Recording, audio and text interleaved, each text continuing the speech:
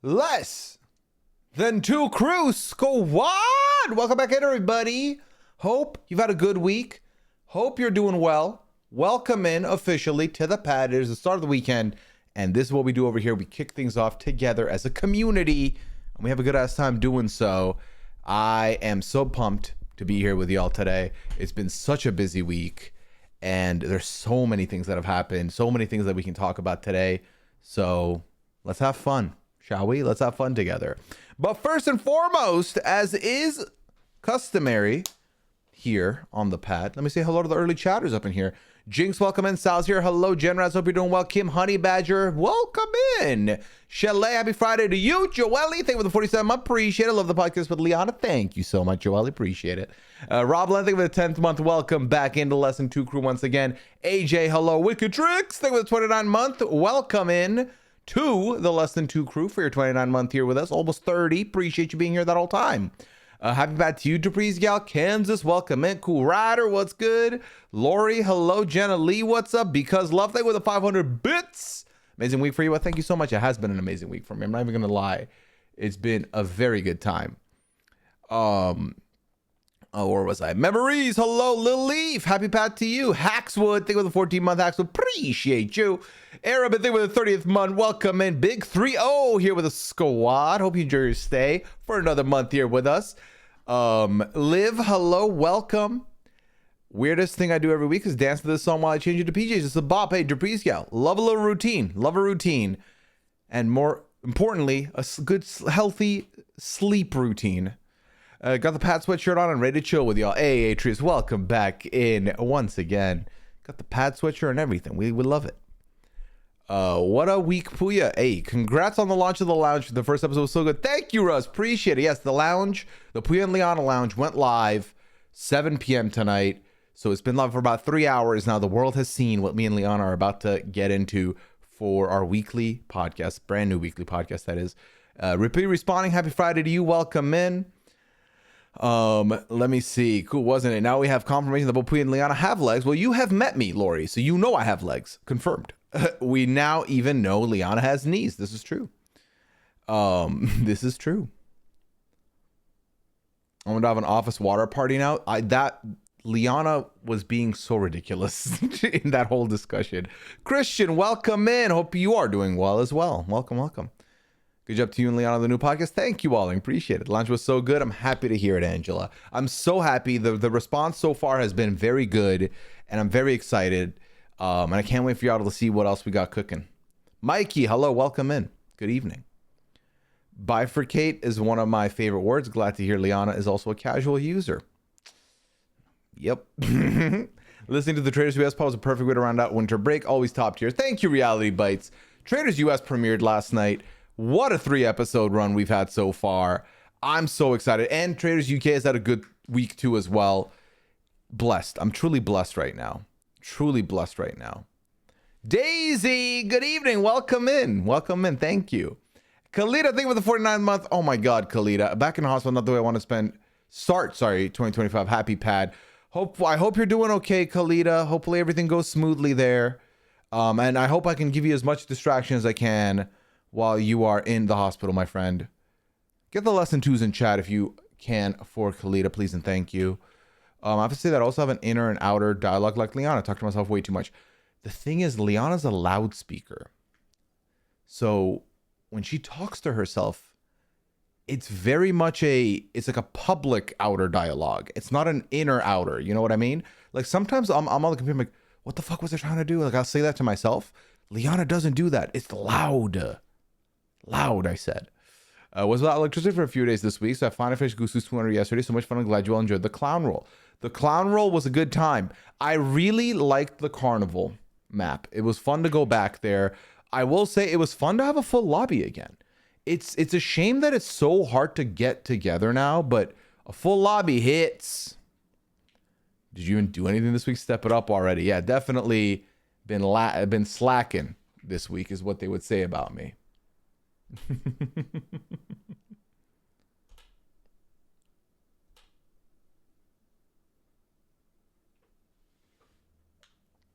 Ready to cook with a full lobby? That's the thing with that map. You need the full lobby for it. Caught myself doing it in the grocery store once and panicked because someone's beside me. I can relate to Leon on that one.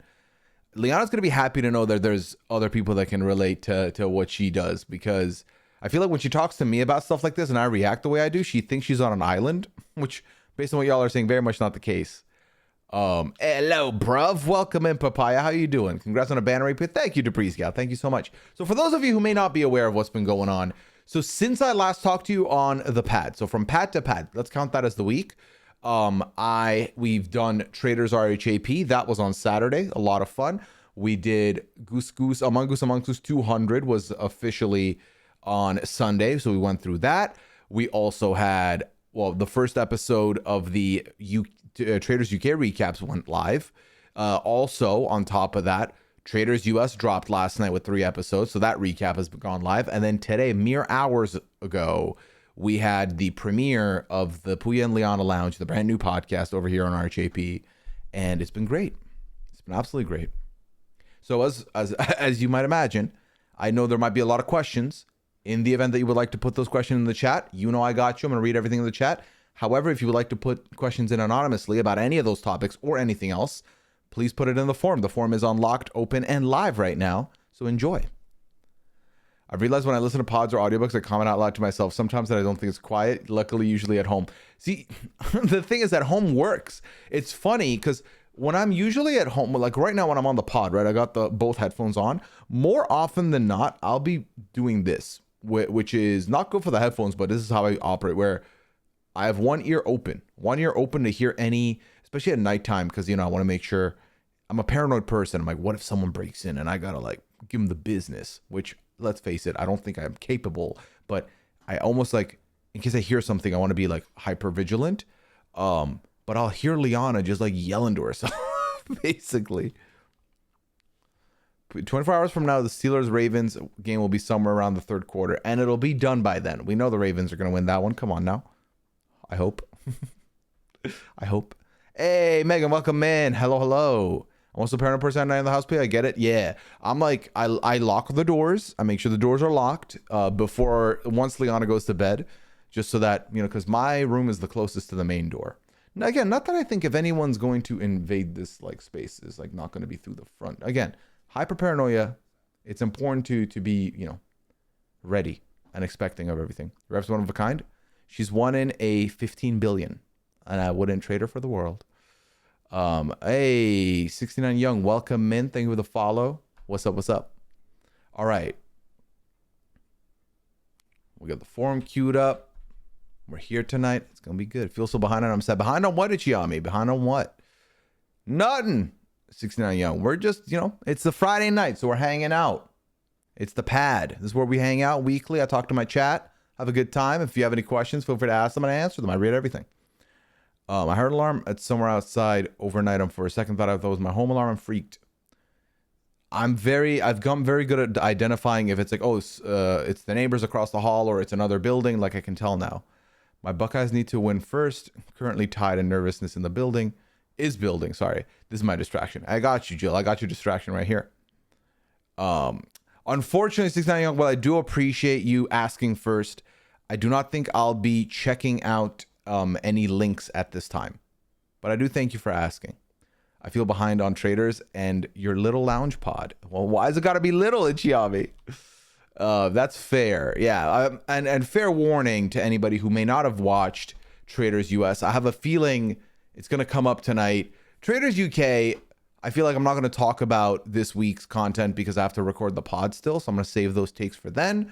But with US, I feel like it's going to come up. So if you're trying to be unspoiled, I have a feeling it's going to be a tough stream to go through for tonight, but just a heads up, obviously, because I want to make sure I let you know. Oh no, you're good. You might have been a bit passive aggressive. You're good, Chami. I took no offense by it. And as far as the Pooya and Liana Lounge, that went live like 3 hours ago, so I don't expect anyone to have completed it if they haven't had the time. You know what I mean? Are there any more than 3 UK episodes available right now? Yes, 6 episodes are available. 6 episodes are available right now. Mainly they drop Wednesdays, Thursdays, Fridays. Holy crap. Hey, Z with the 20 gifted. Oh my god. Hey, Z, appreciate you. Welcome in to the 20. That's right, 2-0. New members of the Lesson 2 crew. Compliments of AZ with no particular order, just what I'm seeing on my screen. A warm welcome to Haley Noel, Jiwaz, AJ Daniels, I'm Sick and Twisted, Kat, the Sheriff, Janelle, Haley, Other Caitlin, Aaron, Dee Dee, Athelia, It, Danny, Reality Bites, Real Hack, Paranoid Rabbit, Muhammad Abdurrahman Hassan, Samantha, and Breaking News, who are now part of the Lesson 2 group. Compliments of AZ. Thanks so much, AZ. Appreciate it. Welcome in, y'all. Welcome in. Oh my god, I need a sip of my coffee. 1 second.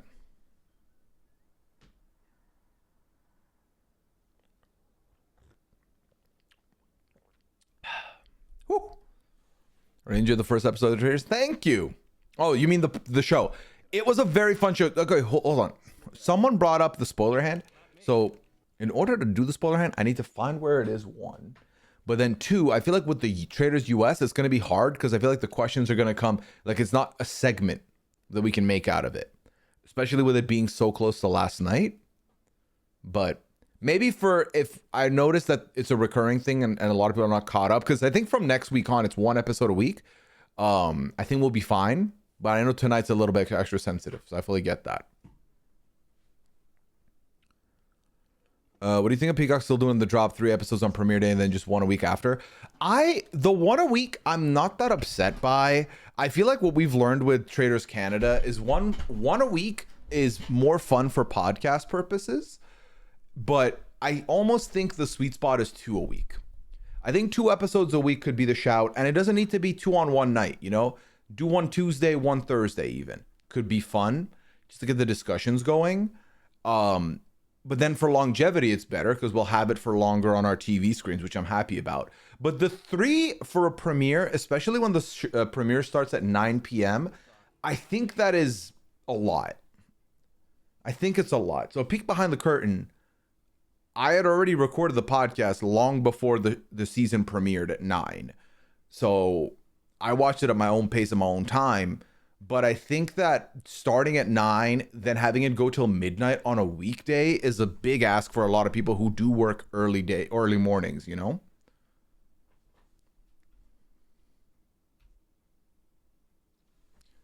All right. Reality Bites is a good movie, says Ichiami. Hey, so who in the chat experienced the huge snow and ice storm on Sunday, Monday? It took 45 minutes to get the ice off my car. Oh my God, Mikey, that is a lot of time. Fine Fluffy, Operation Fine. That is. Hold on. How were you able to say that, Mandy? Is it because you're a mod you can say that?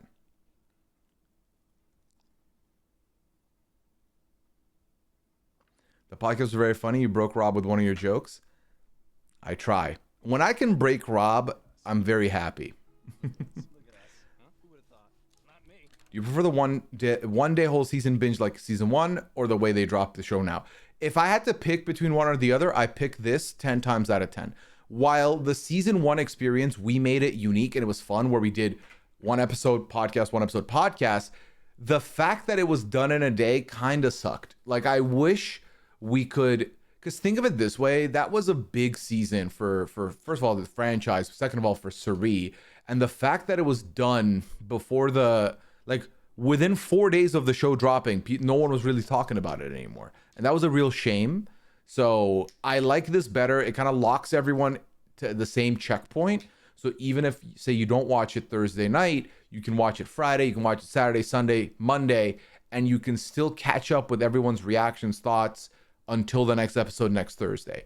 Whereas with the one season drop, all the discourse, all the conversation, if you were a week late, you didn't know what was happening. And that was if you remained unspoiled for an entire week. So you have watched 1.9 episodes. So you're missing about 1.1 episodes? Do I have the math right there?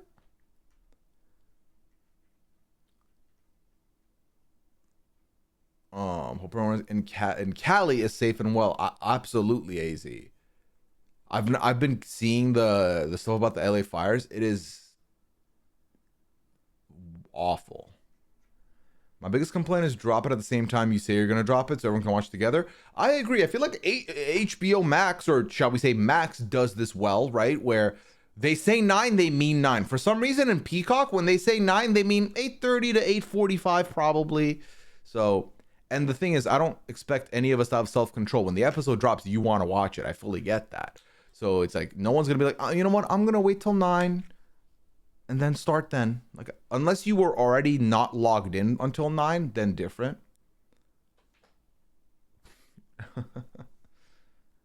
All right. Hey, appreciate it. Welcome. Welcome back. Appreciate you coming in for the question and then the comment.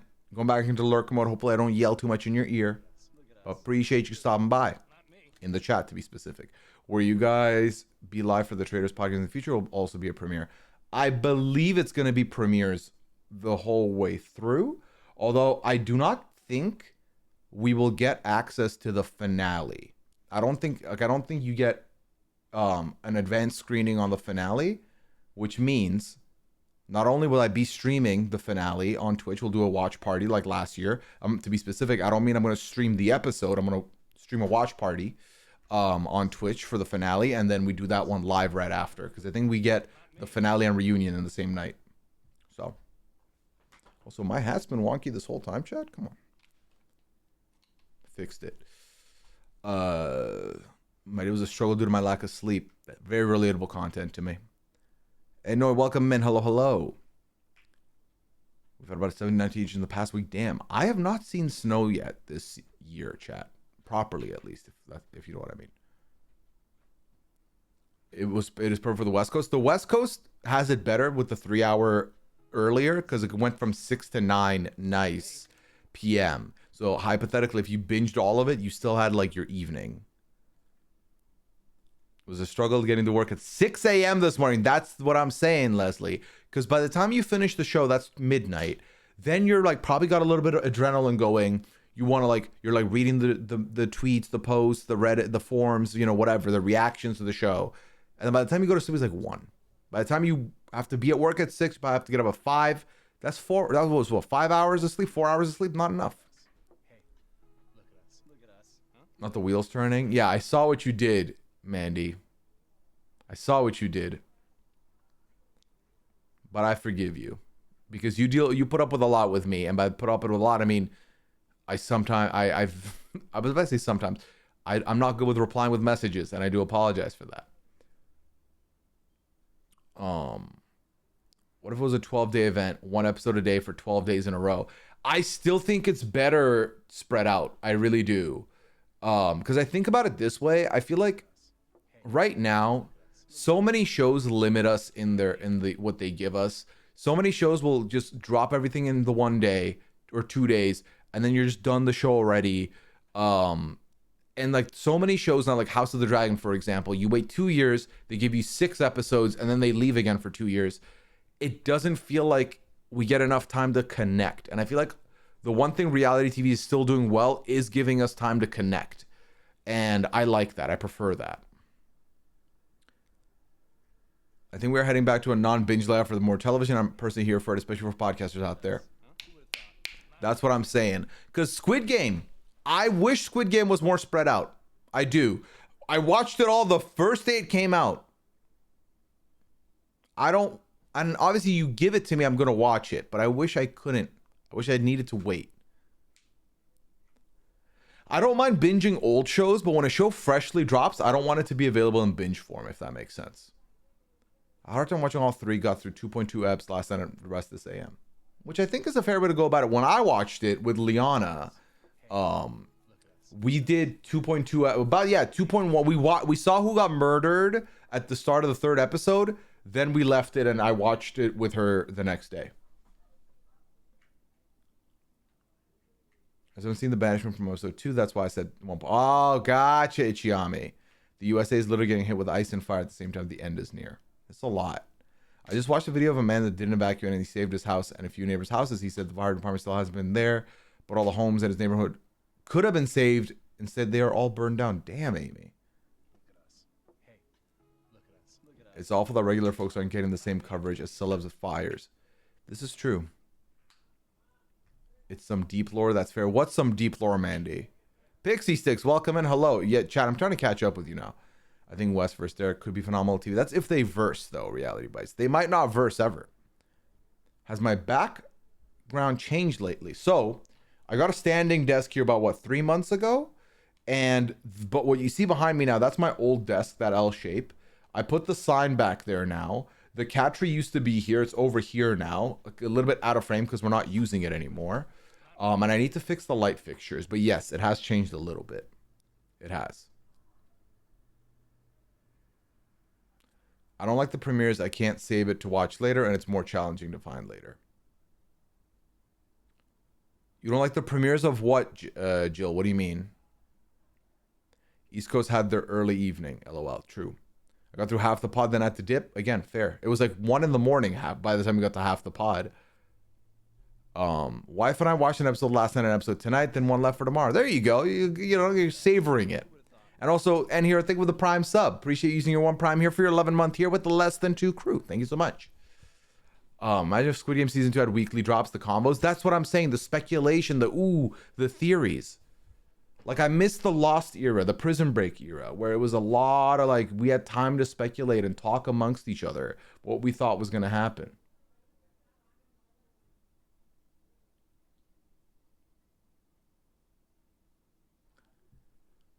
The first season dropping all at once with the watch along with you and Rob was so fun that I did love that, but I also feel like this format does make more sense.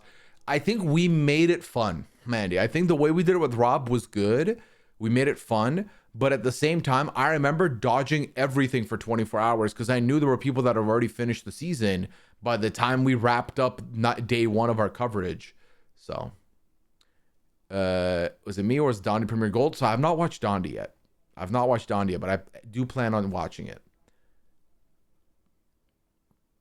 As someone who has friends who make shows, I hate what binging does to their job. And Hira, can you speak on that a little bit more? I'd be interested to learn more. Can I believe RGB Traitors wasn't even a week ago yet? It was amazing. 5 hours. Love watching your stream. When people got knocked off, felt like you were reporting live. And I was, Daisy. RGB Traitors was less than a week ago, right? It was Saturday last week. It's like the fact that 1,800 things have happened since then. It makes it feel like it was a month ago now. In the grand scheme, full sending seasons made sense during the COVID years. That's true, but now we are far enough removed where we aren't trapped in our house 24/7. Binge method doesn't make as much sense. I think especially doesn't make sense in the era we're in now, in the day and age we're in. And what I mean by that is a lot of us, especially if you're on watching me right now on the stream, we're very online creatures now, meaning we're on socials. We've got some kind of an algorithm, whether it's a YouTube short or an Instagram reel or a TikTok. You're involved somewhere there. You're probably on one of the social medias, whether it's a Twitter, a Blue Sky, fucking Threads, Facebook. And especially when a show is huge, if they're dropping it all in one go, I'm sorry, but if you don't watch it immediately, you're gonna see stuff that pertain to that. And then it'll make the entire thing sour if you then see an outcome that you didn't want to know about. And that's unfortunate. I'd much rather be week to week, and then it's like, okay, I missed it last night, but I can still watch it after work the next day, and it's fine. I just have to dodge things for like couple hours. Because one episode is doable. Especially like, let's say a show drops at 8 p.m., but it's one episode. Most people can still catch that one episode. But when it's 8 episodes dropping, then not many people are going to be able to finish it. Some of us, like me, will finish it all that one night because I can't help myself. But, you know, what scent is your candle? Fuck, what is it? Lavender something? It's lavender something. Let me double check.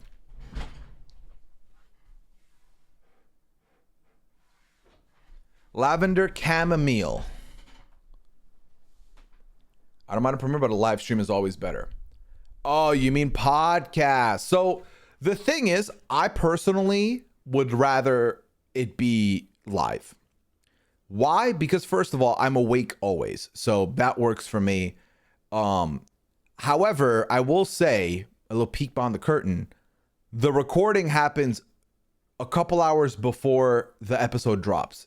So it still gets done on Thursday, meaning it's not like we've not talked about it since like Monday type of thing. It's like fresh. And as far as watching them on YouTube, it's very easy if you keep in mind that there's a video tab and a live tab. Live is where a live show would be. Video is where uploaded later on or premiere would be. But hey, like I said, I feel like we're on the same page on as far as opinion goes. Binging a show can be tough on one's mental health depending on the mood or type of content. It's true. Not having an option to binge can sometimes be helpful. I agree. Tomster, welcome in. Hello. Chrissy, welcome in. You're good. Hey, better late than never. Happy to have you. Hey, Pat, to all the celebrity. Hope you are having a great day. So far, so good. So far, can't complain, you know. Gandhi's fantastic, but I watched Traitors too soon after and kept looking for Dr. Will. What's funny is, so Liana had not heard about had forgotten about the rumored names, or maybe didn't know the rumored names. So when it was like, and 2 more people will be joining you, Liana turned to me and goes, "Oh my God, it's Dr. Will, right?" I was like, "No, that's Dondi. He's going on Dondi." She's like, "Really? Wasn't he supposed to be on Traitors?" I was like, "That was last season. He made a cameo." She was like, "Oh yeah." So we're talking about RGB Traitors during Goose Goose Games last Saturday. You guys pulled off such an entertaining show. I'm happy to hear that, Christian. I think it worked really well. I think we had 1 or 2 smaller tech issues. Aside from that, I think it went seamlessly, which was great. Do you have any stats on breakdowns of views / streams of RGA pods, YouTube versus audio pods, like percentages of each? I can access them if I request them, but I don't have them in front of me, kind of thing, if that makes sense, Leslie.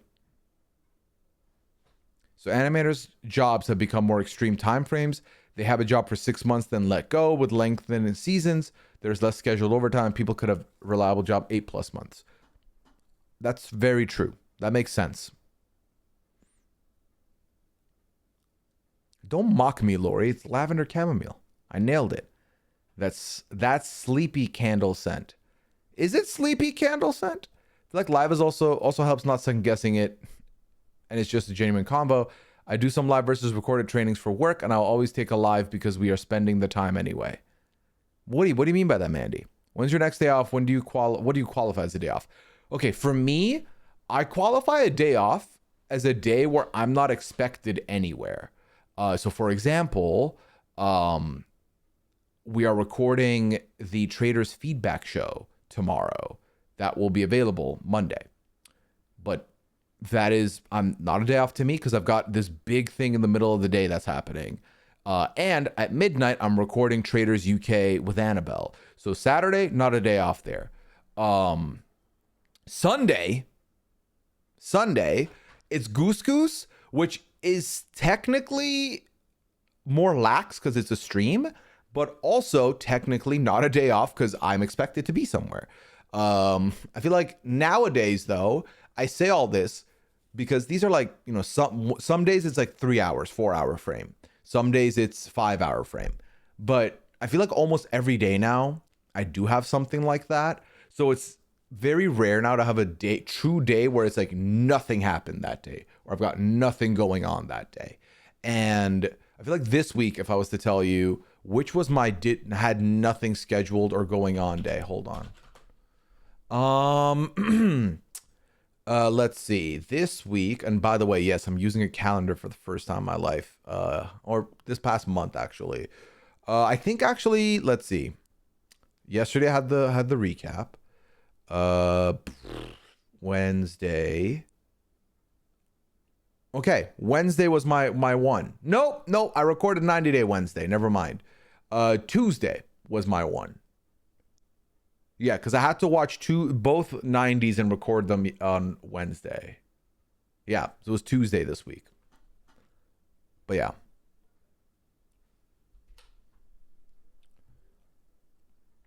All right, let me see. I'm gonna try and catch up with y'all real quick, chat, because I feel like I'm a little bit behind.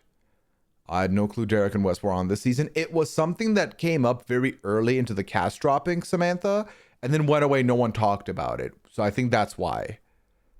I think Dr. Will's a better fit on Dondi than this season of the Traitors, especially with this cast. I'm curious if Dr. Will now is a actual active option we could speculatively see on a future season. The combination of him coming out of like reality retirement for Dondi and also with like now Derek being on Big Brother, I feel like I wonder if they knock on his door or he agrees to do it. If he has a good experience on Dondi, who knows?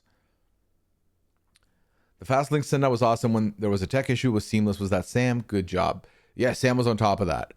Just an estimate of listening trends overall, like which is majority YouTube or audio. I think, Leslie, I still think audio is majority, but I think YouTube has been putting in a shift.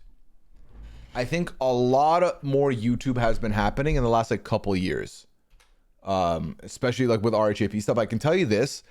I think that like live feed updates and recaps have far and wide become more and more popular for video, but I think overall it's still podcast audio. So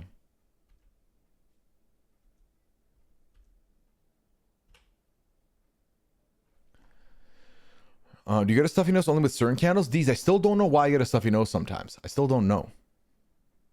Does that wear on you? Does what wear on me? Also, apologies, I'm a little bit behind, but I'll catch up, I promise. So let me know, Kelly Kate. Lavender chamomile tea is definitely sleepy time tea. Ah, gotcha. I'm obsessed with an aloe bergamot candle from Target. So I lit this in all today because this was a candle I'd already started using. So I'm trying to like reuse it up, if that makes sense. I'm burning charcoal candle, which is kind of masculine and clean. Buckeyes up a touchdown. Well, Jill will be happy to hear that.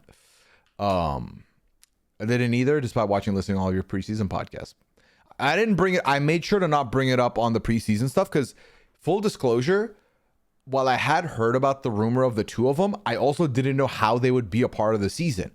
Like, I didn't know if they were going to be, like, the fact that they're there from so early, I think is great, but I thought there was a world where they were going to be in the Kate spot, and I was like, there's no point talking about them then. So, I'm burning Tahitian vanilla coconut. Damn, that's sunshine. It's rare that I listen to any podcast on audio, only I need to see people. That's fair. Do you think one day the non-CBS cast members on Traitors US will meta and target CBS people because they tend to dominate who get picked for Traitors? Atreus, that's my number one worry going into season 4. Quite frankly, I would have been worried about it this season, but I think two things need to happen for my worries to become a reality. One would be the non-CBS cast would need to have watched the show and be a lot more aware. Part of me, and I can't help but hold this feeling, part of me feels like there's some people that go on the show that only know about the show based on the popularity it has, and then they've asked like their friends who were on the show, where, you know, they're not like looking up season 3 to 1 to kind of see, okay, who's getting picked for Traitors, what should I look out for? I feel like there's a world where some of them are not metaing like that, but then I think there's a world where some of them are definitely going to meta like that, and then the Traitors are, you know, the CBS people are fucked. I also personally, even though I'm coming from the CBS side as a fan, you know, like those are my shows, the Big Brothers, the Survivors, those are my shows. I still don't want to see a predominant CBS turret. I think that I'd rather it be a little bit of a mismatch, a little bit of a mix and match situation. Like I tweeted last night, this was my favorite starting 3 Traitors of all time. Make no mistake. But at the same time, I feel like you shouldn't do this. Like, you shouldn't have one Big Brother person and one Survivor person every season. You shouldn't do that. But hey, It is what it is. Really Got Launch was a YouTube video. That's going to be a great audio only, but it was so fun with the setup to be a vid. That's the thing, Mandy. When we talked about going away from The Masked Singer, we wanted to do something different. We wanted to do something unique. One thing we definitely clocked immediately was there's no studio vibe podcast on the network, right? There's no in-person ambiance for these podcasts. You know, back in the day when Rob used to live in LA, some of the recaps would be live in studio when Rob would have some guests that were local to LA there. He would do that. But for the most part, it's like a StreamYard Zoom call situation. So we were like, well, we live together. So great spot to try and do that. We started putting things together. We bought the backdrop, the chairs, the microphone. I bought a brand new mixer that can have 2 microphone input. I bought the same camera I use for podcasting. I bought the exact same camera for our studio to record. So we put a lot of investment in this and a lot of planning, and you see what you see now. We agree that it's going to be a good video pod. Video primarily is the move, but if you're in a pinch, audio, we got you, you know? It's an RG podcast at work. I used to as well. Marbles tonight? Hell yeah, Kalita. At least a cheeky fiver tonight, because we did miss last week, if I remember correctly.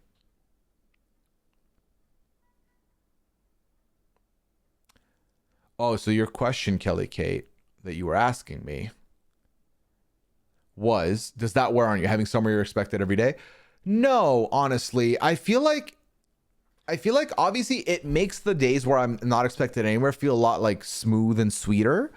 But I don't mind it. It's almost like it keeps me on my toes. Because, for example, going away for the holidays for like 5 days was fun, but then it took me a week after those 5 days to get back into the groove of like work life, essentially, or like just being on and aware of everything. It takes a long time for me to get back on the horse, is what I'm trying to say. So having that, I don't mind quite a bit, you know? As far as someone who doesn't watch the show, maybe it's possible. I think they did a good job picking Traitors. I think it was a fun group of Traitors, Dupree's Gal. Make no mistake. And while I did say, you know, when asked who would you like to see, I've mentioned Carolyn, I've mentioned Danielle, but I also feel like they should have picked someone from the Bravo side, or they should have picked like a Nikki Garcia or Gabby, like or Wells, people that are not linked to some of these other franchises. Because I think that a lot of these other franchises can also take things a little personally. And I'm sorry, the fact that we are where we are now with the housewives ratio, like, why wouldn't the housewives just vote out CBS people next year if they wanted to, you know? And then the show stops being fun because it goes away from being the game of like, ooh, murder mystery, who did it, and you know, who's the reason people are getting murdered. It becomes, well, I don't want to lose to the CBS people again, so let's just get rid of them. And then that's just sad, you know? I'm anxious to get thoughts about Danielle so far in Traitors and what you think about her longevity based on how she's playing. Love her, but worried for her. I had an interesting question come across my desk, which, by the way, chat, like I said, I'm recording the feedback show tomorrow. So if you have any questions you would like for Rob to answer, Claire to answer, or myself to answer, even if you asked a question here today and you want it on the pod officially, please use this link to do so if you can. We're recording midday tomorrow, so wait, technically last year, yes, but then the Survivor ended up in there anyway, which I'm sure when it comes to metagaming, someone's not going to be like, well, I don't think it's a Survivor because in the second season they didn't have one, you know, like they're going to remember there was a Survivor in that turret. Did I miss a chat where we recapped and chat about RGB Traitors? You have not. We've not talked about it really, Sunshine. So if you have a question, feel free to put it in there. I had company and I had to finish watching after. It was so fun and good. It was a good time. It was a really good time. I need to know more about the brick wall. Does a brick wall exist? It's a backdrop. It's a backdrop that we put up for the pods. I'm anxious to get thoughts about Danielle so far in Traitors and what you think about her long. I just read this. So let's talk about Danielle, because I am worried. I think I was feeling fine with everything until the last episode. Then I got very worried. I think there's a little bit of overacting, And I think there's a little bit like too much defending and trying to clear Bob. I think for both Bob and Danielle, having each other in the turret is great. But I think you're doing each other a disservice by hard clearing each other. And then more specifically, you're doing yourself a disservice because if for whatever reason we get another bizarro split vote where someone goes home with 4 votes and one of you goes and is confirmed a traitor, the other one is cooked now. So if anything, I'm like, if you really like each other, don't talk about each other, you know? Say I'm vibing with this person as opposed to, you know, and I really 100% with a cherry on top do not think Bob is a traitor is not good. That worries me greatly. So I say this as someone who loves both of them and has been enjoying them so far, but I also don't need my traitors to be clinical, but I will get worried for them still, you know? I love when Rob would have guests. I'm excited about you and Liana Pop. We'll listen tomorrow. Thank you, Bomber. I think you're gonna have a good time with it. It's very fun. It's about an hour or two, so an easy listen. Last week you said we were doing a cheeky tenor. Well, let's see where we get, Tomster. A lot has happened in the week, but let's see. Tyson said he thought Dorinda could have been a good trader. I think I'm getting that right from his Traders Pal with Sharon. Did anyone listen? So I've not listened. I'm excited to check it out after I do the feedback show. But I also agree. I think losing Dorinda early was tragic. This is now, and I'm not really the biggest Bananas fan, but if I'm being objective, this is now 3 seasons of US in a row where the first person murdered is someone who has potential to be a huge character, right? First season, we lose Reza. And I having watched Shaws of Sunset, knew Reza was going to be a huge character. Don't get that chance at all. Second season, we lose Bananas. Again, whether you like him or not, we know is going to be a big character taken off the board. Dorinda, I think arguably being what could have been the most iconic of the housewives, sniped immediately. And low key, Carolyn had the very correct read in that Dorinda is a very good shield to be put in front of us. They could have easily gotten Dorinda banished that night. And that would have been smooth pickings. Easily. I don't know how there is a meta talk about Rob being a traitor since he was the one that had the chance to get in at the beginning, not Wes or Derek. Seems so obvious to me. Well, I think it's the fact that they're coming in late. I feel like they're not really currently thinking about a world where one of them is a traitor, which I think is foolish. We should probably assume maybe at least one is a traitor, but also at the same time, I think given that the game has already started without those 3, they're like, okay, I'm more so focused on my leads that I have. Let me focus on those. Do I think that this gives Rob blanket immunity? No, I think there's a world that, you know, Rob can get caught out soon, but for right now, they're just focused on the leads they already had, you know?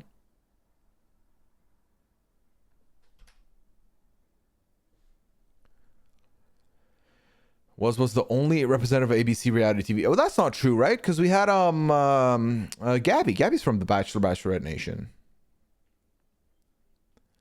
I agree they should have picked some Bravo people or people from other shows that weren't from CBS to be a traitor. Yeah, like give me one from the Survivor Big Brother hybrid. Give me one from like maybe Bravo-ish universe, or just keep me guessing. But I think the fact that it's been specifically a Big Brother and a Survivor just makes those groups become a bigger threat. And if you really like them and you want them on your show, don't make it where people are going to be incentivized to look at them next season, you know? If they were going to pick the same combo, BB plus Survivor plus Miscellaneous, they really did the best job. Yes, that I agree with, Mandy. That is a very good way to put it and look at it. Because when I saw Carolyn picked, I was happy but very shocked. I was like, oh, really? This is a universe where your Tonys, your Boston Robs are on the cast. You went with Carolyn. I didn't expect that from you. I would have expected you to go the other way. Now, they did make Rob one later anyway, but until that point, I was pumped. Which housewife would you have put in the turret? Dorinda could have been fun. I think, oh my God, Ion would have been complete chaos, which I think I would have been here for, but I think you cannot put Ion and Carolyn. That would have been wild. But I think Dorinda would have been probably my choice. I think Dolores would be a good one too. I think Dolores could cook in the turret.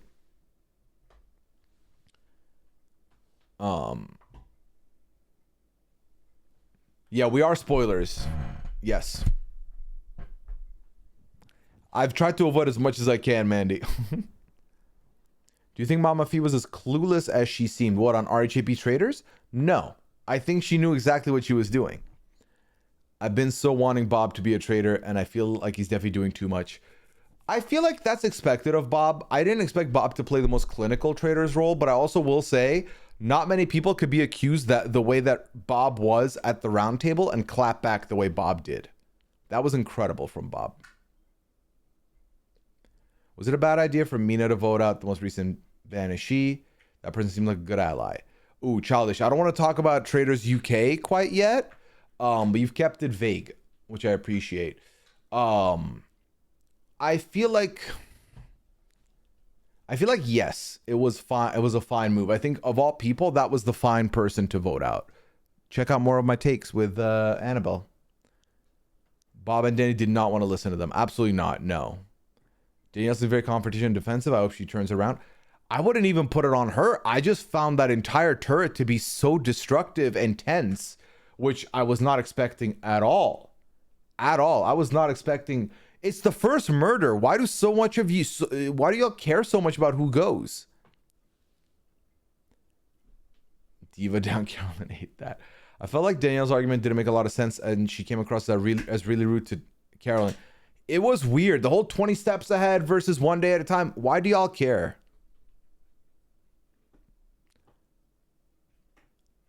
We are doing spoilers, Ichiami. Full heads up, we are in spoilers territory now, as Mandy put it. Mandy, how do we do this without the spoiler hand in case Ichiami wants to stick around in like lurk mode? What do we do?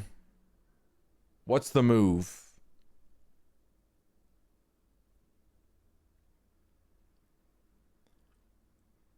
I feel like it should be something in the chat, because I think if you pause the stream, then you won't see the chat moving, you won't see my mouth moving, and it's fine.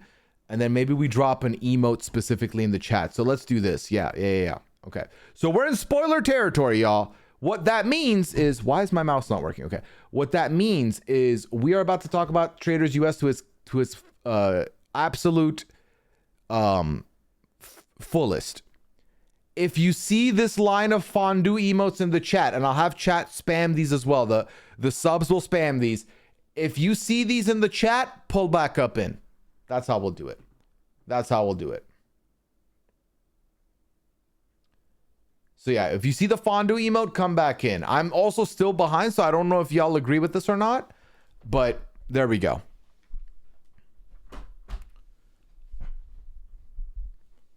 But yeah, no Traitors UK. No Traitors UK. Should the Traitors be picked by some sort of random draw? I don't think so. I don't think it should be a random draw, because at the end of the day, there's going to be people that don't want to be a traitor, and I don't want them to be a traitor if they don't want to be a traitor. There's people who really want to be a traitor, and there's a lot of them. I'm fine with them deciding who to put in there, but I also think that they can diversify a little bit, you know? Do you know if there is a corporate reason why they can't mention Dancing with the Stars? The Doe Eyes women, Gabby, Nikki, and Chriselle were all Dancing with the Stars people, and now an obvious threesome. See, I don't think that it's because they all did Dancing with the Stars. I think they're allowed to say Dancing with the Stars. If you can say Big Brother, or you can say Survivor, you can say Dancing with the Stars. I think they just gravitated towards each other independently of also all having been on Dancing with the Stars. Because were they all in the same season? I don't think so, right? But yeah. Ooh, Ichiami, I hope we didn't spoil anything for you. I don't know how deep in we talk. I guess I will say, I don't think I talked that deep into episode 3. I don't think I did. But if I did, I do apologize. There's a reason for it, but I don't know if they would talk about it, the whole Nikki and Artem thing. Oh, Tomster, true. That's possible. That's possible.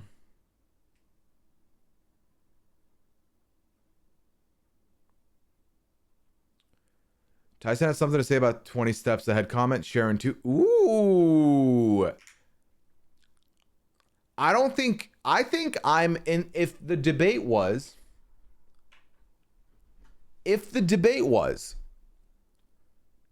would you rather play Traitors 20 steps ahead or one day at a time? I will say day at a time. I think that this is a very fluid game. You don't, and it's like 20 people with 20 different angles and suspicions and vantage points. You're going to get a piece of that a day. I don't think you can plan your end game immediately.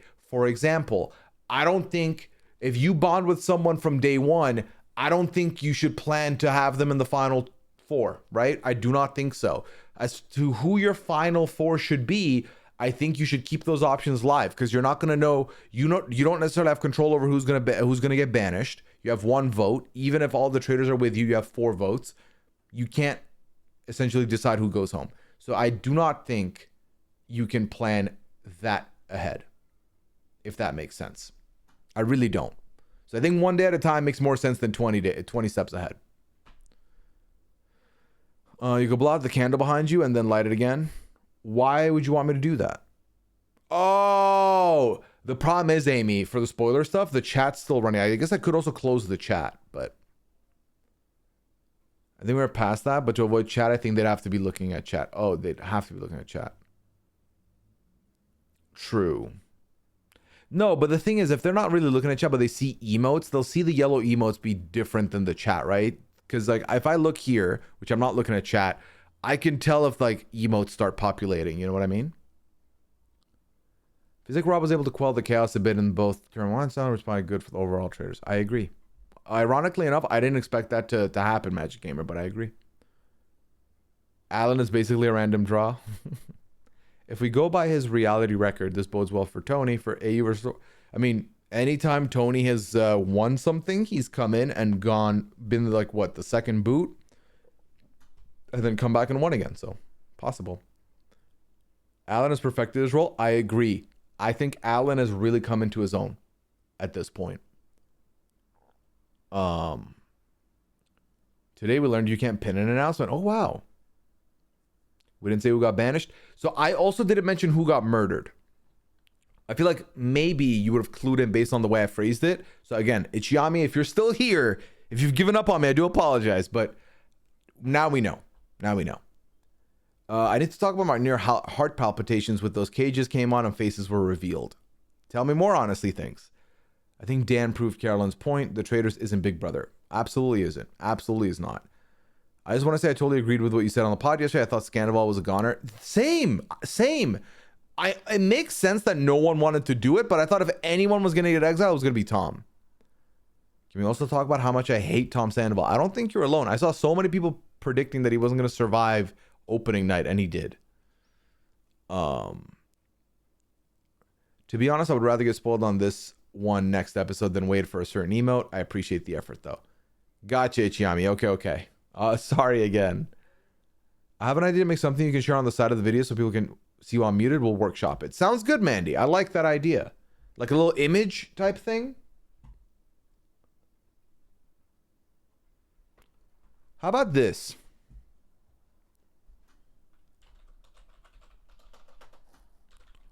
How about this?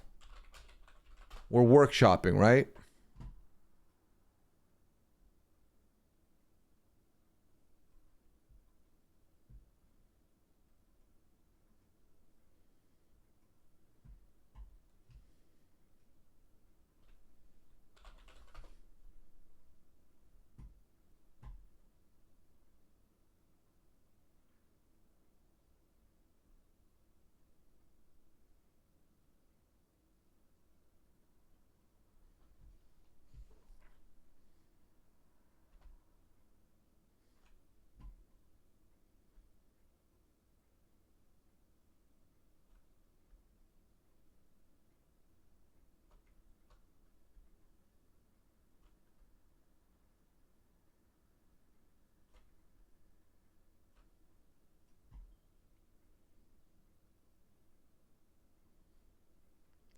All right, there we go. I took the chat off the screen.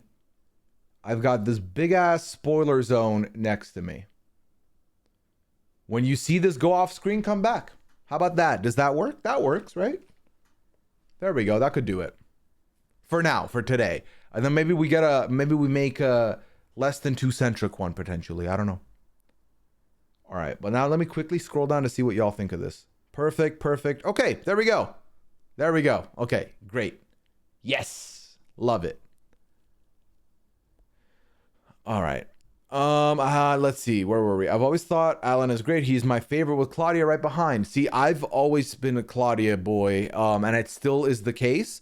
But Alan is holding his own. I actually think that right now, it's for me, it's getting close to be a four-way tie with all four hosts, of AU, UK, US, Canada, and then big drop, and it's New Zealand guy. Sandoval just makes me roll my eyes the whole show. Like I said with Rob, both of us, it was our first experience with him, and we both felt, we don't like him. A lot of a big fat smoky. I don't have a smoky to light up. I have a really funny gif of Tom running. Oh my God, Mandy. A Derek West, Boston Rob Alliance is my nightmare blunt rotation. I think it's overkill to have all of them on the same season. I said this last night. Rob kind of felt like, no, if you have them available, bring them on. I personally think it's too many of them. I think you could have split up some of these strategic dudes from these strategy shows and put them on like 2 on next season, 2 on season 5. I think there's too many on one season for my liking. I'm kind of liking Sandoval as a weird TV character. He's just having wildly extra reactions to everything, and I think that's sort of fun. I think it's fun that he's being put in his place so much. That I've enjoyed quite a bit. We were doing a less than 2 NFL playoff bracket if you wanted to join. How would I join? Oh, you're doing I see, like a little predictions of who goes where. When do they start? They start tomorrow, right? If you give me a link, I might be able to fill one up tonight. I thought it was funny Sandoval didn't want to be a traitor because he couldn't see himself being manipulative and lying. And did you see that clip of that moment where Alan put him in his place? I loved it. Same wavelength. Yes, perfect for the stream. I'm thinking one with the pick of the spoiler hand and you can type in the show. It's a spoiler for.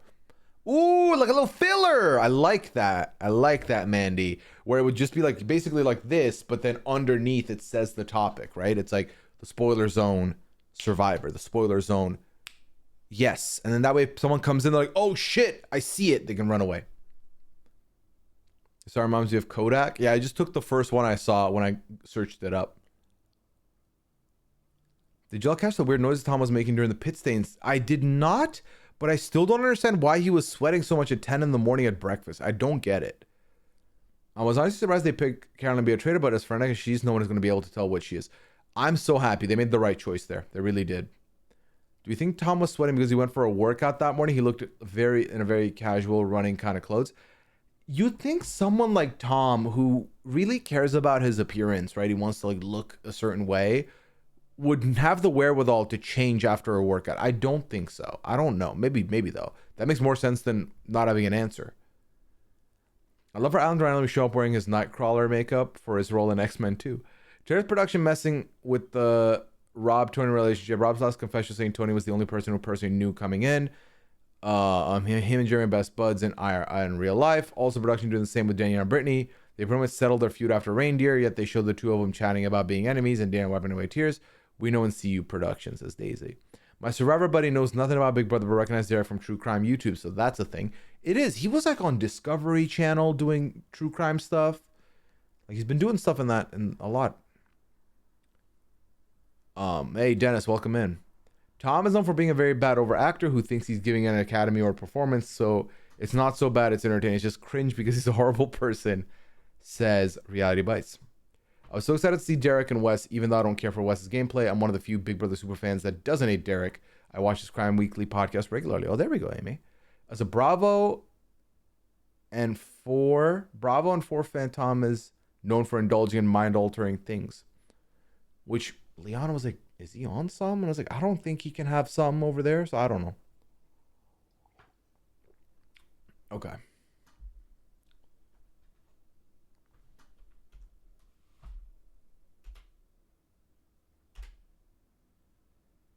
Oh, VPR fan. Gotcha. Withdrawals? Maybe, Gita. Let me just quickly, I'm going to skim the form real quick. We have 2 questions. Is any of these traitors related? Okay, this one isn't. What is this one?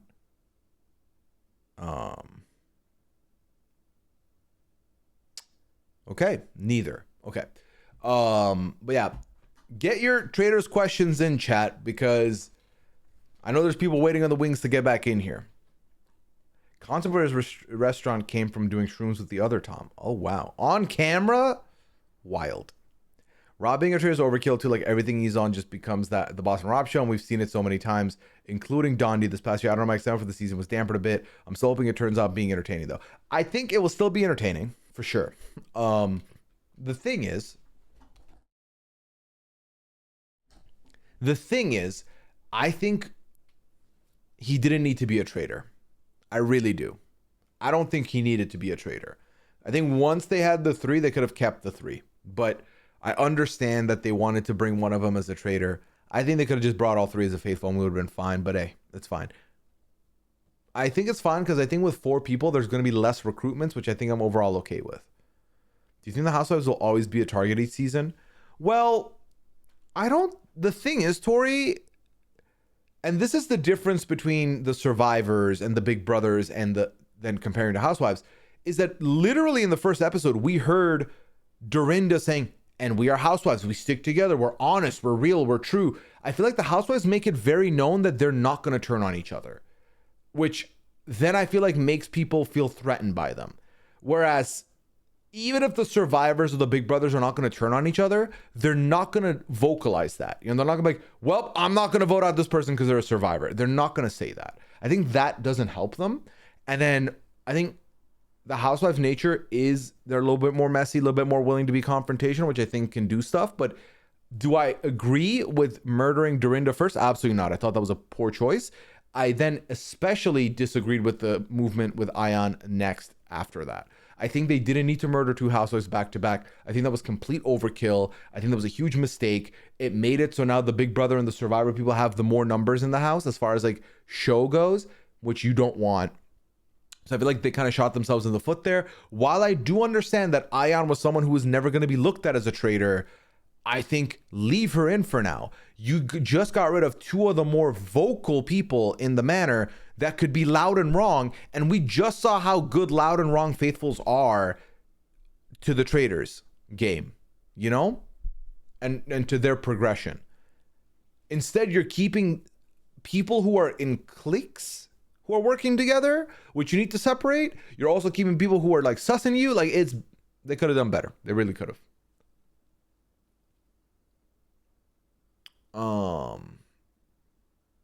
I would have preferred West to be a traitor. Of the 3, that would have been my personal pick. Who do you think is playing the worst? Madison, of the traitors or of the faithfuls? Because I think it's 2 different answers. I wasn't as down on Bob Harper as Rob was. I don't know how down on Bob Harper Rob was. I feel like Bob Harper is just going on vibes. I feel like the sussing of Tony, the reasoning he gave on Tony was weird. Even though Tony, I think there's some buildup that you can see when you watch all 3 back to back to back of where that could have been coming from. But I honestly wouldn't mind seeing the other traders turning on Rob and getting him booted. That could be fun to see. That could be fun to see if if he somehow doesn't outlast those traders, at least like one of Danielle or Bob the Dragon, I'd be very surprised. It must be hard to remember and keep track when they can't make notes till night. That's a fair point. The men's/women volunteering dynamic was interesting. I don't think I've seen that on other versions.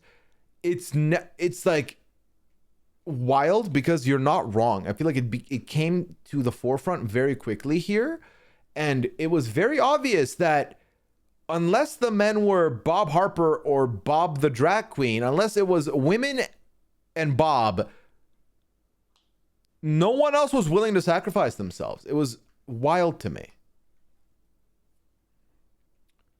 I think making West a traitor could be chef's kiss, but I think being a faithful is better for challenge for him, which I'm okay with. That's the thing. All 3 of them should have been challenged to be faithfuls. You know what I mean? Zokes. Bob Harper's fun. I've actually enjoyed him on The Biggest Loser. Yeah, I think he's good. Good again. Going on vibes. Good energy so far. What's marriage like? 250 word answer minimum. Marriage is like Marriage is like beginning and ending the day with your best friend all day, every day, all the time. Marriage is like having somebody who will at any time understand you, appreciate you, be there for you, and keep you on the right path. Marriage is like the best meal you can picture, but you get 5 servings and you don't get full. And it all feels satisfying all the way. How about that? All right, where was I? Check DMs. Okay.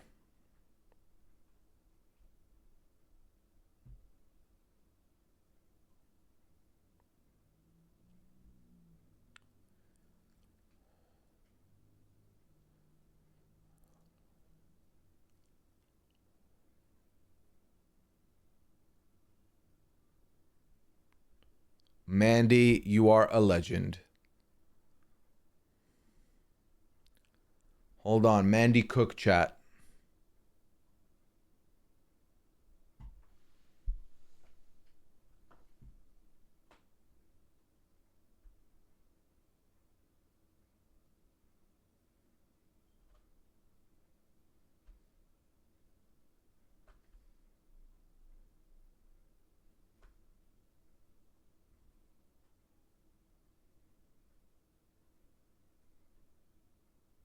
There we go. Thank you, Mandy. Appreciate you. Can you see another Traitors throwing another Traitor under the bus the way Phaedra did to Dan? Or you mean Dan did to Phaedra? I think I think what's very clear is Bob and Danielle are not going to do that to each other. I think I could very much picture Boston Rob doing that. And I don't know to what extent I could see Carolyn doing that. I think there's a world where it happens, but I feel like Carolyn's a lot more likely to do it if she feels like someone did that to her first. So Boston Rob's my number one candidate to do that. Okay, I've heard a lot of people saying Danielle's doing really bad. I think Danielle's not doing as bad as people. I feel like people are very much like, you're either the GOAT of Traitors or you're the worst traitor they've ever seen. I think there's a nuance to it. I think if we're being fair and real, Carolyn's doing the best and it's not close, okay? Then Boston Rob has had less time to need to do it, so he kind of by default is second place. I think that Danielle's not doing as bad as people, like obviously the overacting, yes, there. I think they're trying to keep Bob the Drag Queen innocent a little too much fair. But outside of Jeremy, no one's looking at Danielle right now that we've seen. She has a good bond with Dylan, which I think is going a long way. She's got this connection with Derek, which is so far so good, all right. Especially because it looks like Derek's more so looking at Boston Rob than anybody else. It's really just Jeremy, and I think I trust Danielle to have the social game to try and fix that. I think Danielle could stop the tears in the breakfast. I think that can help. But I don't think she's playing as poorly. I think of the Traitors, she's playing the worst of the 4, maybe. I'd have to think a little bit more about her and Bob the Drag Queen and which one might be playing it a little worse. I think Danielle is playing it the worst because I think the difference there is, while yes, Dylan's looking at Bob the Drag Queen, but there's also at least 5 different faithfuls that we've heard say Bob is not a traitor, which is good for Bob. So I think by default of the 4, she's playing the worst, but I don't think she's playing garbage. And I feel like too many people are like doom and gloom already. We never know what happens on the Traitors. You really don't. I don't remember how we felt about Dan coming out of the premiere last season, but I do remember us feeling decent about Dan. And then now I feel like I could say, I think Dan has been one of the worst in the turret we've ever seen, you know? So you never know what happens episode to episode, chat. And not saying that when I say chat, I don't mean you're saying this. I mean, I feel like there's a lot of people on the internet who are just like, wow, she trash. And it's like, that's just invalid. I think she would tell you she was overdoing it at points. I feel like I've seen her on Twitter say something. I always thought optimal play for the first challenge was for everyone to not volunteer and thus lose. Volunteering puts you in a small pool of potential murder victims and builds for banishments because you seem overconfident. I would never volunteer for anything on the Traitors. I wouldn't. And if someone said, Pooya, like, would you volunteer? I'd be like, I'm sorry, but I don't think so. I don't fancy risking my life in the game. I think, you know, we've seen people on the UK talk about it. before and talk about how, well, what's the point of making this money if I'm not there to even be in contention for it? And I think that's a great explanation to give somebody. Be like, yeah, while 20K in the prize pot sounds good, and this is going to come off selfish, I would hate to sacrifice myself only to then not be there for that 20K. And I don't think that is, you might be accused of being a traitor or something. It is what it is. I think I would still fancy my chances of arguing my case there, as opposed to goddamn sacrificing myself and then leaving the power in the hands of everyone else who then chose not to get more money. And now it's a pool of 8 people without the Traitors 6 people. That just brings your odds down to, you have 1 in 5. You have like a little, like an 18% chance, or a little bit more, maybe 17, a little less chance of being the first boot. No, thank you. I'm scrolling down now. I'm conflicted on if Rob made a mistake on protecting Bob or not. Rob already clocked Bob's messy traitor play. Why not let him dig his own grave, flame out the weak link? Or was it in his opportunity to get Tony, which he could have just done at night? I think it was a mistake. Here's the thing. While it could have been seen as a mistake, I don't hate the idea of not giving the faithful a W yet. I think Rob fancies his chances of not being the first traitor caught. I think not giving the faithful blood early is good. I think that also makes the United Front work a little bit better. And I think also for Rob, he's coming in late. I think he's got to be worried about, okay, these 3 may just like throw me to the wolves the first chance they get. I think by him doing this gesture, he's kind of letting the traitors also know, I'm on your team. I pick you over my friends that I've known from before. And I think that's a good way to go about it. But I think more than anything is, I don't want to give the faithful the satisfaction. I want them on a tailspin. I want them frustrated with themselves, because then I can try and blend in then, I was excited to see Danielle play, but I feel like she may be overacting and trying to call the shots too much. Shots, potentially, yes. Overacting, absolutely. Have we even said Sierra's name? She wasn't on our screens. She was there for like a couple scenes, a couple moments in the round table. She's like, why, Tony, why do you think Bob Harper is the traitor? Like stuff like that. But no, when you're a faithful on the show that's not being sussed, you can get very purple very quickly. So I'm not going to talk about anything as far as deep content goes with the Traitors UK, just because I know a lot of people haven't watched it yet, and also because a lot of people haven't watched it yet, and also because well, it's mostly that, isn't it? I don't know what I'm saying. I'm trying to like keep up with everything. But yeah, most people haven't watched it. But as far as the comparisons go, the UK and US are forever going to share challenges. I think that's just the thing we should expect. They just jumble them around, where you get this mission in episode 3 here, episode 5 here. It is what it is. There are some challenges that they do alter a little bit. So I'm curious, once we get closer to the end of the season, or maybe when the season's over, talking about the comparisons. Sierra's flying under the radar, and I love that for her. Hey, she's doing fine right now. I feel like if I was a traitor, I'd be looking to murder Sierra because she's under the radar, but I have a feeling that's not going to happen.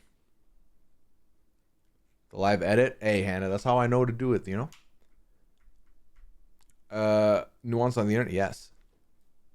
What did they mean in episode 3 about being able to put a traitor on the list, nominate themselves, or throw a traitor on the bus? Sunshine, what they meant was, of the 3 on the short list, if they wanted to, they can put up to 1 traitor on that short list as well. So of the 4 of them, 1 of them could be there.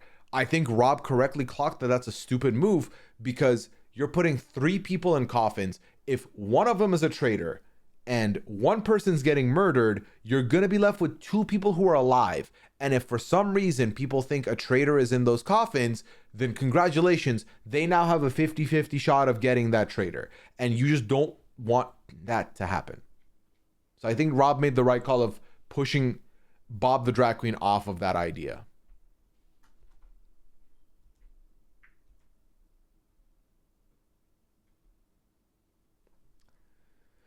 Danielle's been a hot mess from the moment she stepped out of the car crying to Brittany. As a woman close in age to Danielle, we're accustomed to cutthroat Danny, not emotional, overacting, desperation. I suspect that she will fizzle out almost as quickly as Dan did. I'm not ready to put all of that on Danny quite yet. Because I think there's been moments where I'm like, I think a lot of people would say Danny cooked. Like the acting when they came back from that first mission, I thought was great. I think what's not great is the overconfidence. I think that can come back to haunt you. But also, I think you'll see Cutthroat Danny if someone steps up to Danny. I think that's possible. Danielle saying, I've never been so happy to be bad, lit something in my soul. Yes, I agree. I do feel like the gate Carolyn has the best chance at longevity. I love all three OGs. I agree. I'd be fine to be wrong on that. I think Carolyn does have the best longevity right now. My main concern for Carolyn right now is another traitor pulling a Dan on their way out the game. The thing is, that's like the worst case scenario for Carolyn. Even then, I think because people are like legitimately Bob fucking Harper, and this was the one moment I was out on Bob the entire 3 episodes, was the moment where he called Carolyn batshit, and not just called her batshit within earshot where she heard him say something. I don't think anyone is respecting her intelligence or expecting her to be a traitor, which is kind of great. Where they might not be like, oh wow, is this like when Dan threw Phaedra's name out there last year? No, they're gonna be like, wow, did you notice Boston Rob threw out Carolyn's name? What a desperate attempt to get the name on somebody else. It's so not Carolyn. Like, that's what they're gonna say, probably. And I very appreciate him saying that here in this moment she deserves those flowers and was great flower and proud of that special delivery. I agree. Bob and Danielle not knowing each other were traitors and lying to each other was hilarious. I was so happy that the two of them ended up on the same pontoon. That was perfect. I hated the same challenge on season 2, but now they're mixing up, so it's not bad. And it's also very fun to see the comparison with the sacrifices. Zox, that's what I said on the pod. They're doing better with the challenges. They're putting out new challenges, more important challenges, without giving anything away. In this week 2 batch of UK episodes, they did a couple challenges that I'm very curious to see if we see on US this season, because I think they'll be very fun, without spoiling anything. Knitted my first ever sock, and I just turned to the heel, which is a big step because I had to learn it all by myself without anyone asking for help, and it looks so good. Hey, I'm happy for you, Jay. That's awesome. All right, I'm scrolling down chat to catch up. Bob is here for a good time, not a long time. He's focused on being a character, and hey, we'll take it. We'll take it. People are underestimating Carolyn a lot, and they did this in Survivor too. And honestly, the fact that Carolyn is self-aware enough to recognize that they're doing this and says, I'm still gonna make it to the end though, that's for sure. I love that. That's perfect for her. That's perfect for her. I think if there's one thing you need to know about Carolyn is that people have, what they remember from Carolyn on 44 is, oh, she was an emotional player. Sure. She also was sneaky. She hid an idol from her closest allies until she correctly played it to save an ally. And she put a decoy in there to throw them off. I think Carolyn's way more capable and way more strategic than people have been given her credit for. And I, for one, I'm happy to see her play here. I'm looking glad this game doesn't need respect to one because that might be Carolyn. Right. Except for the clowns. Did not love the clowns, Mandy. Quite frankly, I didn't appreciate you saying you liked clowns yesterday either. Like, that was shady. It's 10:30 at night, so nobody had texted about his wake to compliment me, so I want to share that here. And you're more than welcome, TJ. All right. Are we ready, chat? Are we ready to lift the spoiler zone? If we lift the spoiler zone, that's it for the night on Traitors US. Are you willing to accept this? Give me a BB or challenge persona Carolyn would be representation of. So I saw someone compare her to Vanessa Russo the other day. And while I don't think she may be as strategically forward as Vanessa, I think the reactions and stuff, I think it's kind of like camouflagey, which works, but I don't know if I have a good enough comparison for your reality bites. Big, oh, Carolyn's like a 1-for-1 for this person. I don't think I know that. Sound like players complain about Bob the drag queen triggering them by yelling at the time since he apologized. I think he's been yelly enough that people were like, someone was like, oh, I can't handle this. This is too much. This is too much.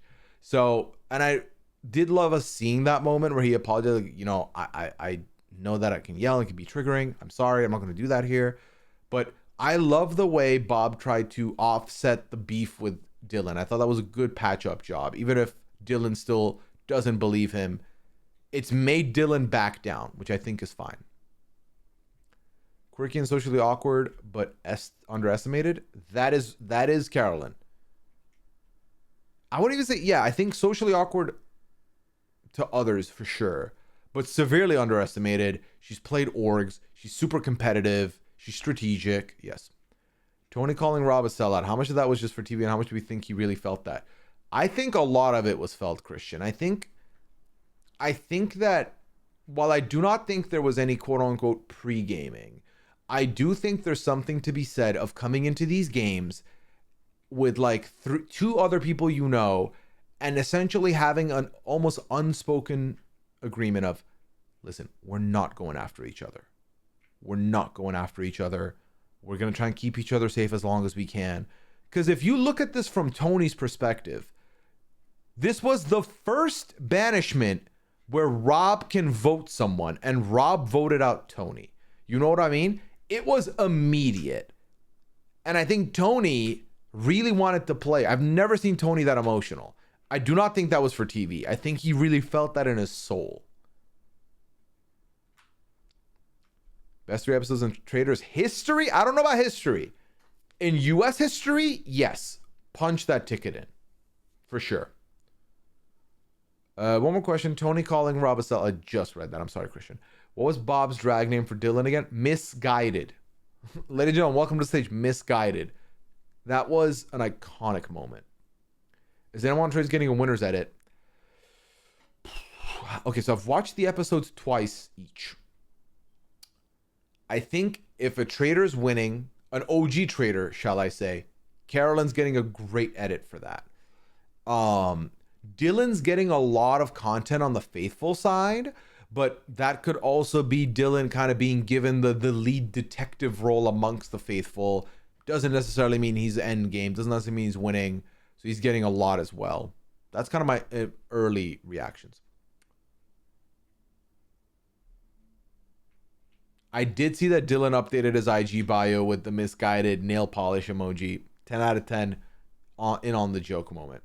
I had to say this, and it's not a direct comparison, but I think Carolyn is underestimated similar to Nicole BB18, but I'm fine with not standing by that. The problem is, Mandy, I can't even fact check that because I don't remember. I don't remember a lot. I think what I've learned is I would say, and I think this is fair of me to say about myself.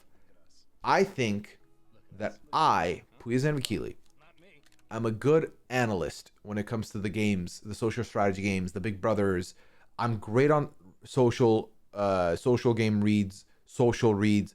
I'm decent on strategic reads. I'm good on giving analysis in the moment. I'm becoming horrendous in memory and recalling.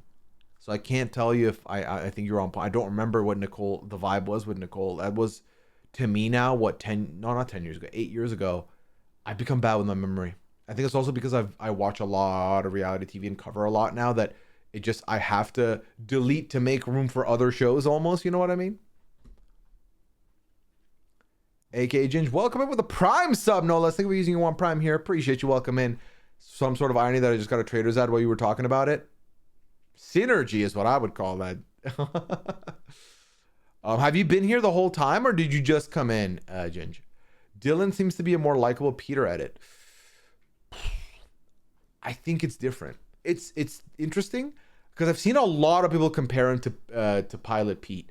The difference for me is that while they both seem to be in that ace detective role, I'm getting a very selfish role from Dylan, which I think goes a long way. We've seen Dylan say he's going to be very competitive, do what he needs to do to win. We see Dylan saying, even though I think Bob the Drag Queen is still a traitor, I'm gonna gather myself, take a back seat for now until later, get more ammunition, which I think means get an alliance. So I feel like there's a world where Dylan could get recruited to be a traitor. That's kind of the vibe I'm getting right now. But I definitely see the Pilot P comparison because of his detectiveness. Carolyn is such a one of one character to me, so there's no real comparison.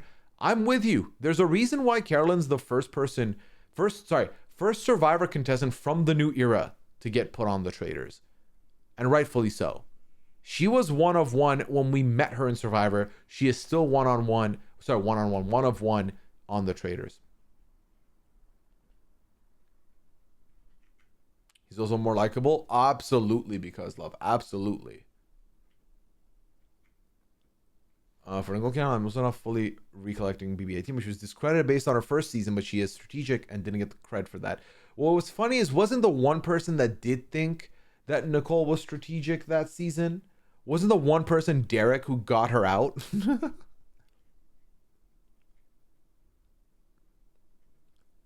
All right, chat. Let's put it to bed. Traitors talk to bed. This was a very fun discussion. I think we can gauge the room next week for the pad. I have a feeling that everybody's going to be caught up because it's going to be just the one episode. So most likely we're not going to need a spoiler zone next week. But for 3 episodes, I think this was a good choice. Shout out to Mandy for not only suggesting the graphic thing, but then also making one on the fly. We appreciate you. And removing it in 3, 2, 1. We'll bring y'all back. If you would like to throw in the less than 2s to move the chat up a little bit. There we go. All right.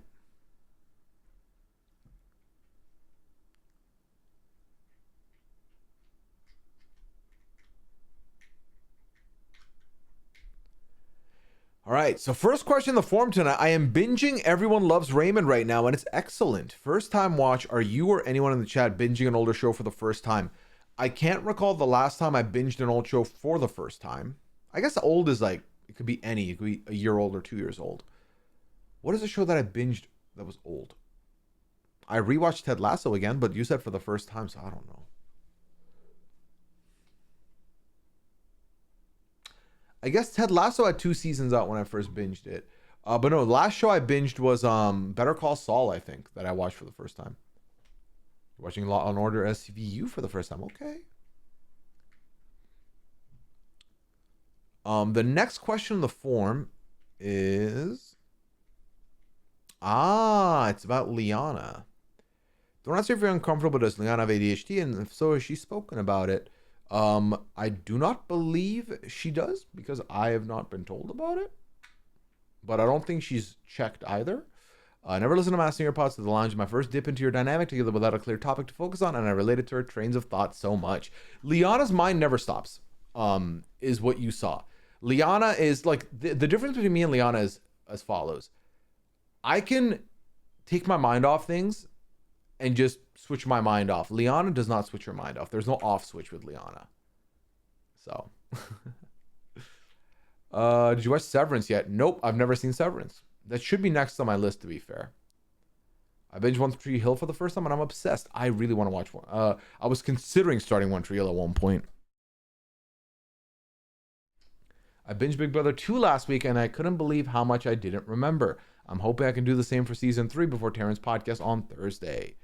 Damn, Amy, you're doing full binges in these in between the weeks for the Big Brother retrospectives?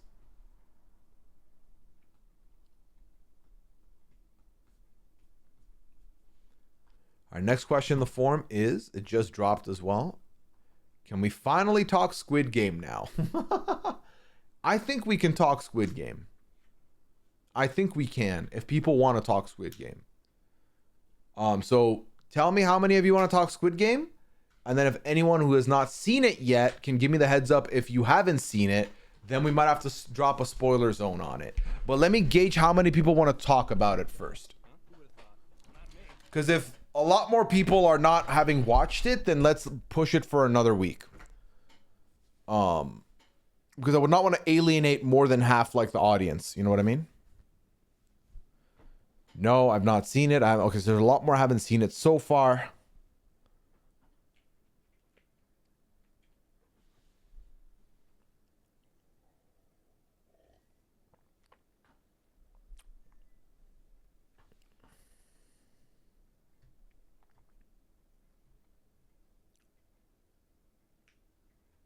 While we're figuring out if that's going to happen, did anyone have any questions about Traitors RHAP? I feel like it got buried this week with how much else happened, and we haven't really had a chance to talk about it. So if anyone had any questions about that, also open to answering those.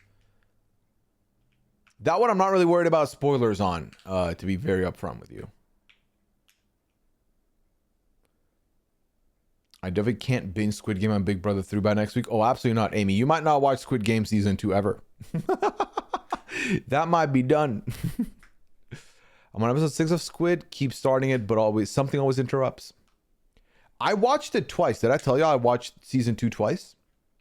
FBJ. What about FBJ, Sunshine? How amazing was that Final Vote and win? It was incredible. The live reaction in the dungeon when Claire successfully hoodwinks Bowie Jane. Incredible. Amazing. Have you seen Beast Games? Madison, I've not watched it. Has it been fun? Would you recommend it as a watch? No question for Archie Betrayer, but props to you and everyone for all the hard work that went into it. It was a delight to be a part of. Like I said, last year I was a player, so I wasn't as in the loop as to what was going to happen, what was going on. This year I was in the behind the scenes from jump, and it was very fun to both plan, organize, cast, promote, top to bottom, good times. Did anyone on the Traitors in the number send in games send in the number 69? Oh, that I didn't see respawning. That I didn't have access to. She bought the M sign. I did think the M sign helped. They need to keep all 4 rooms open. Sunshine, here's the problem. We kept all 4 rooms open, and they didn't use 2 of the rooms. So much so that Claire and Dwight spent an entire round alone in that room without interruption comparing notes. It was pointless. I think next time the plan is to do a soft limit on the rooms. I believe Sam and I were talking about this. And it's not going to be it's not going to be a very small room limit. It's not going to be, okay, only 4 people in here. But it'll be enough of a limit that people will be cognizant of how many people are in there and they can't just stay there. So part of me, like, this would be a lot of work. But part of me likes the idea that if you're in a room for more than, you know how Zoom has the thing where if you're on a free version, you get like 20 minutes and then it kicks you out. I like the idea that if someone's in a room for 5 minutes, you just kick them out. You're like, leave. But at the same time, like keeping clock and stuff is ridiculous. So no. But I do wish people would be more mobile. I think it's just natural to stick to one spot because you don't want to seem suspect leaving rooms a lot, you know? It's fun, but I'll watch anything. Madison, very relatable to me. Do we have any kitty updates? Let's see. Do we? Oh, I do know I took a photo of Pearl today because she was being extra chonky. Oh, the picture didn't turn. She was looking at me. She looked away, I guess, by the time I took the photo.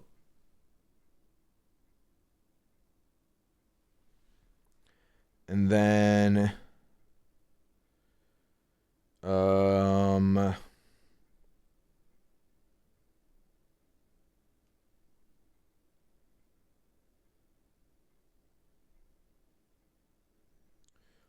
my god, this was a photo of Clam. Well, this is a video, but she was at the cat tree by the wall and was peeking over it.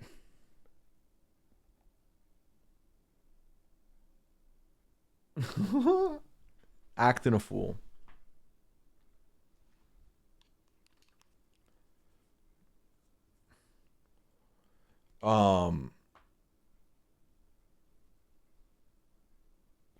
Right now it's a stronger to say where the people are. Exactly.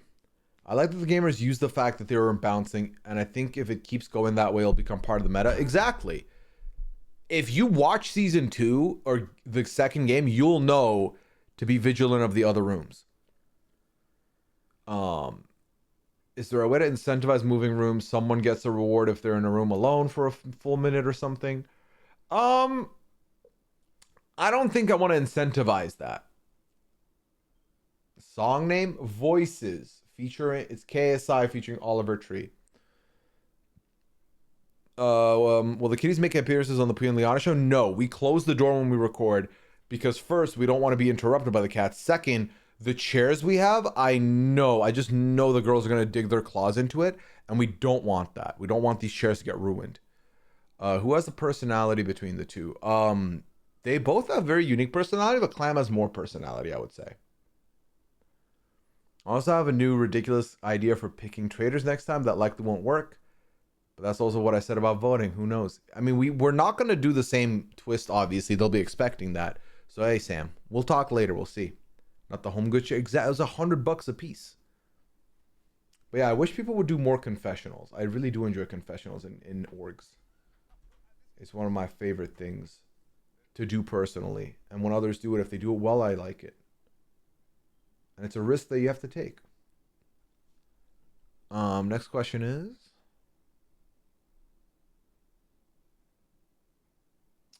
Today in the Patreon, someone asked Rob anything. Sorry, Patreon asked Rob anything. So how much are you doing trades with patron members versus podcasters? I think this will be so much fun. Do you think you could try to influence Rob to make this happen? It'll be so much fun. I don't think doing a division like that is good for the show. The more I thought about it, because I was there when that happened. The more I thought about it over the rest of the day, I think that splitting it under stuff like that only causes that to be a division. I think it will cause people to want to like vote out. Let's vote out a podcaster first because they'll have the numbers stuff, and that ruins the game. That's no longer Traitors, or vice versa. Of like, let's get out. Like, let's not vote out us podcasters. I think putting divisions like that is a mistake. Would I vouch for a full podcaster game or a full patron game? Yes and yes. I don't think I would vouch for a hybrid game. I really don't. The more I thought about it.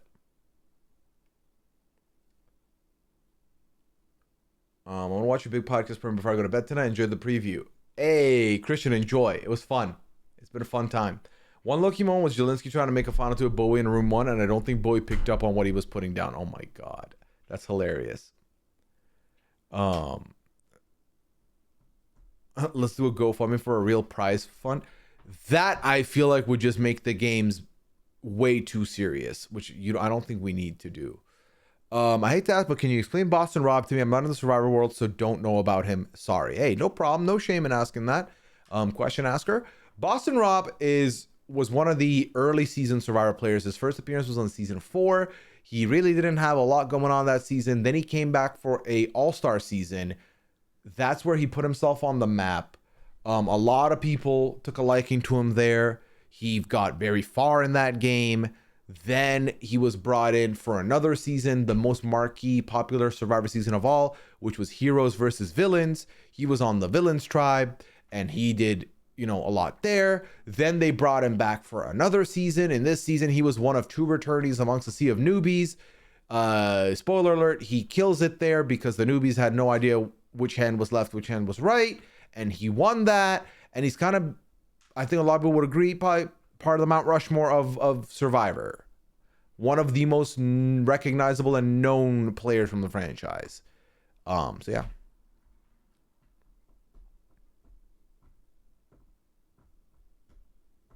I love how positive Bowie is and how she plays into herself. That's true. What about doing for charity donation of winners choosing? I mean, at that point, I don't know. I feel like putting money on the show itself. I think right now, think of how entertaining it is, and it's for no stakes. I don't think putting stakes in it is the move at all in any capacity. But also, I could be wrong. I don't know. Like, if it ain't broke, why change it, But yeah.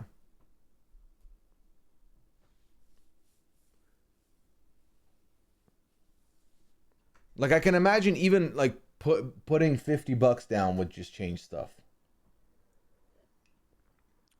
Money, the root of all evil. It's true. Again, I don't think anyone's gonna go like do the most for $50, but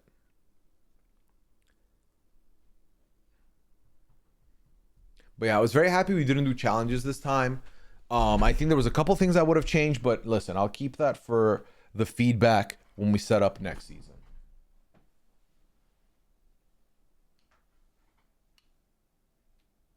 But yeah, I think even in season 1, and by that I mean RHAP Traitors 1, I think the metagaming of podcasters versus non-podcasters was definitely something that was happening. Where there was people that were not clearly not going to vote each other no matter what, but also that's how I figured out who the traitors were. And like, you don't want that. If my vape tastes like a flame grilled Whopper, am I hitting it too hard? Probably. If it's not a flame grilled Whopper flavored pod, yes. Pitch games players and stuff, people like that. This is not serious. It's just for fun and having a good time. Yeah, I think that's the move. All right, I'm fully caught up on my form. Just FYI, chat. What are the odds that Evie and Tiff get on 50 and the RGB Traitors beef has some real life consequences? Evie was pissed, and I love that for them. I think Evie was being very tongue in cheek. I don't think it would end up coming to the surface, but at the same time, if RHAP Traitors enters the meta, if it enters the meta and they have to show footage of it, because Evie made those comments in the dungeon, I'd be on Survivor. Could you imagine? You know how fucking annoying I would be if that happened? I would be unbearable. I would milk that claim to fame for a good week. For a good week, I would say I'm the star of this incredible All-Star season. Can I draft myself now? You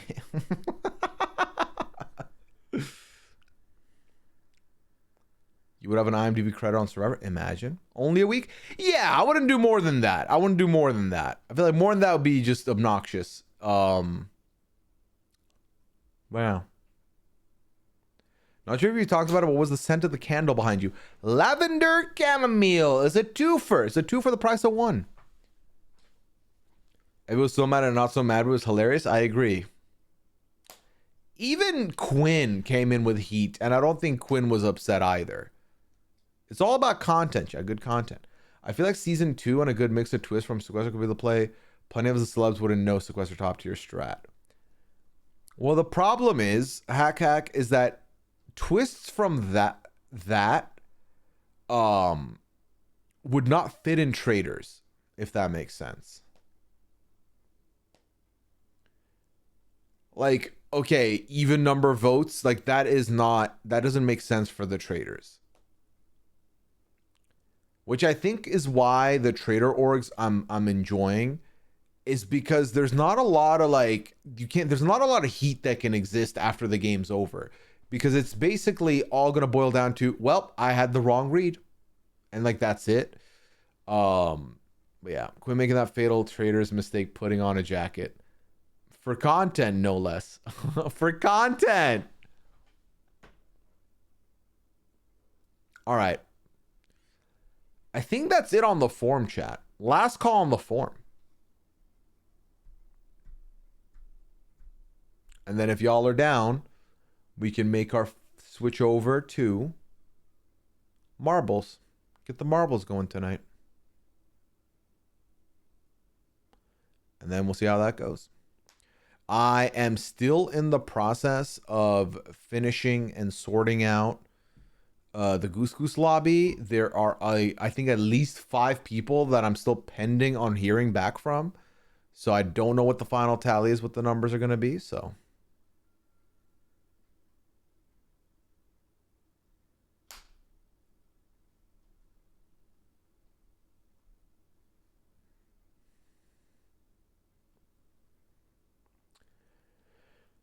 can Asia talk about her time on RHAP now? Will RHAP do a pod with her? Yes, I think Asia's fine to talk about her experience on RHAP now. So not on RHAP, just on general. Like the season's over. I think the minute Survivor season's over, you're safe. Of course, being mad makes good content, but I bet it would make them second guess Tiff as an alliance member. Evie and Jake are taking 50 by storm. If all 3 of them are on the show, I definitely think that they're gonna remember this. I think they'll remember it at least a little bit. But yeah.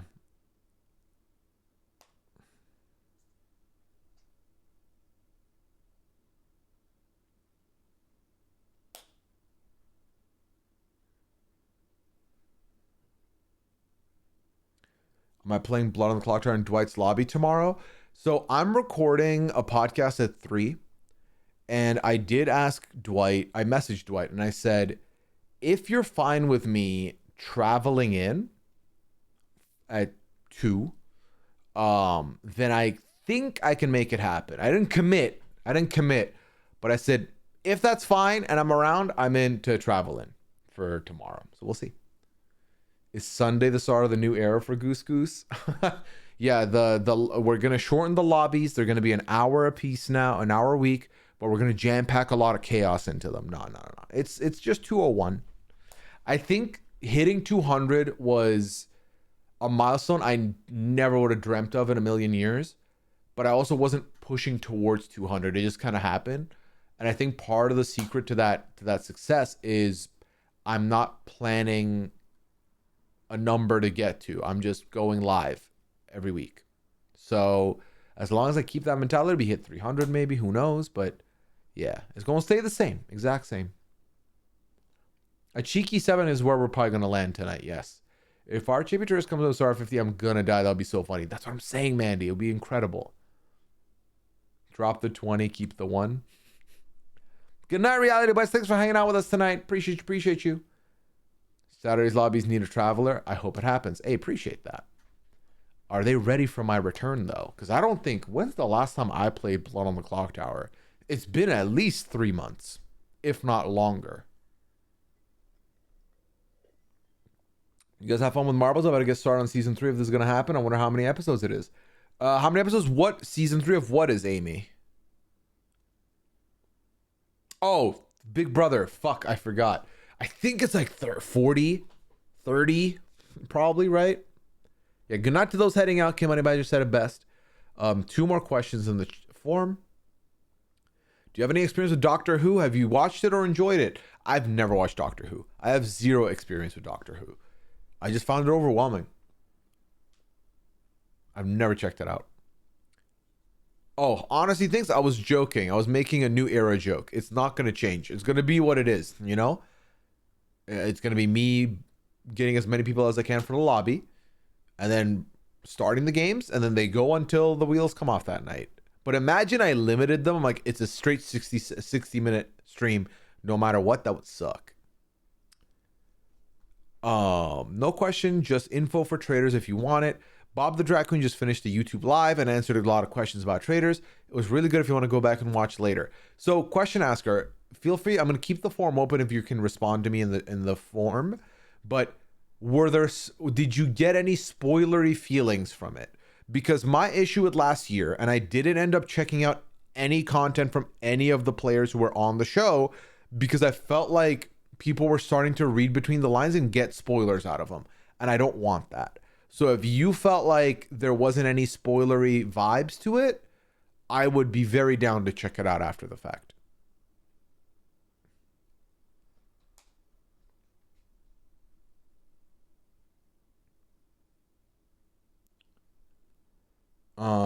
Season 2 was 30, but I noticed it was with fewer episodes. Season 3 is what made me fall in love with Big Brother because of Danielle and Jason. And hey, good time to be watching Danielle stuff over. I binged Survivor No Way. I rewatched BB.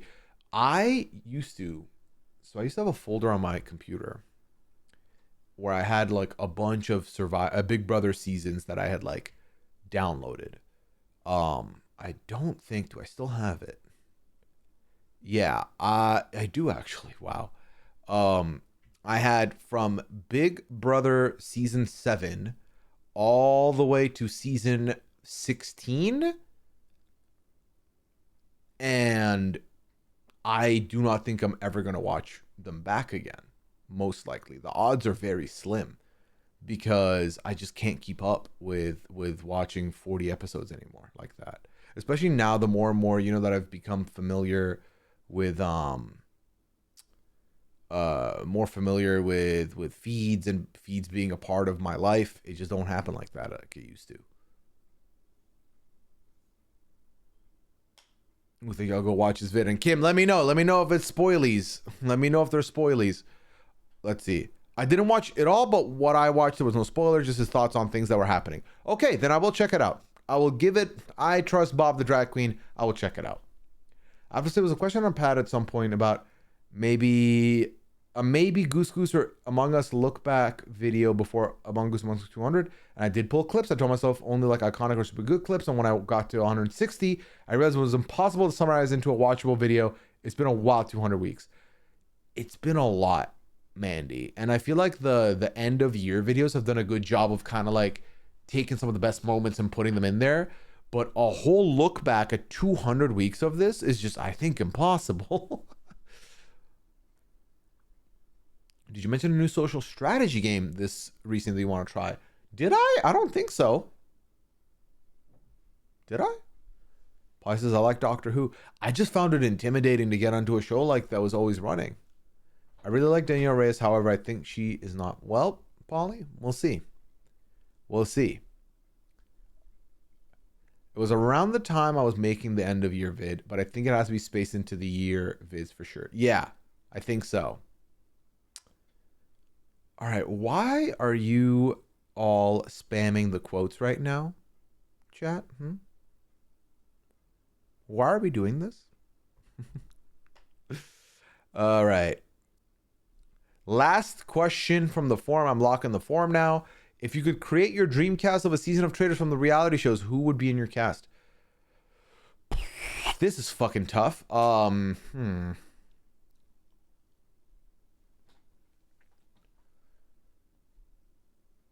I feel like I would generally try and not have more than 2 people from each franchise. If I could help it. I would definitely put a couple people from 90 Day in there. I would definitely put like a Ken Jeong in there. I think Chaos Merchant like that. Perfect. I would pick 2 people from Big Brother that I've not seen on my screen in a long time, and they don't have to be from the same season. So off the top of my head, give me Taylor Hale and give me Vanessa Russo. From Survivor, if I'm putting 2. Oh, and by the way, yes, I would have Claire and Derek X in there. They'd be part of the Amazing Race Squadron.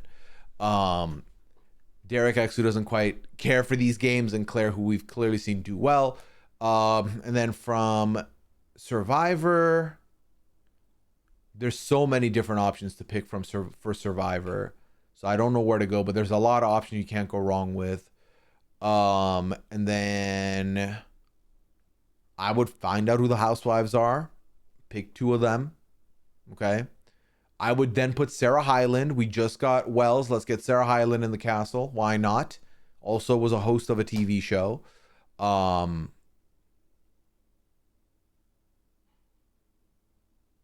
Yeah, there's plenty of different ways you can go.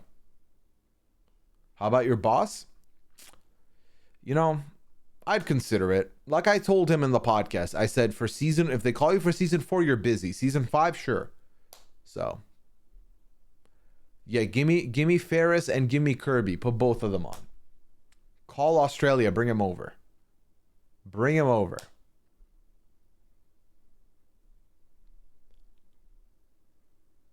How's no one from The Amazing Race been on? Unless you count Rachel, but not really.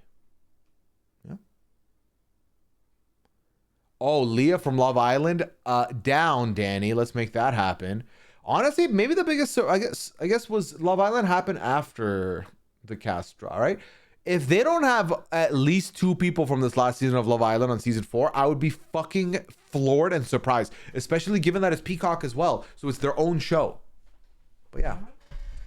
Did it not have someone from Amazing Race, but from the country ones?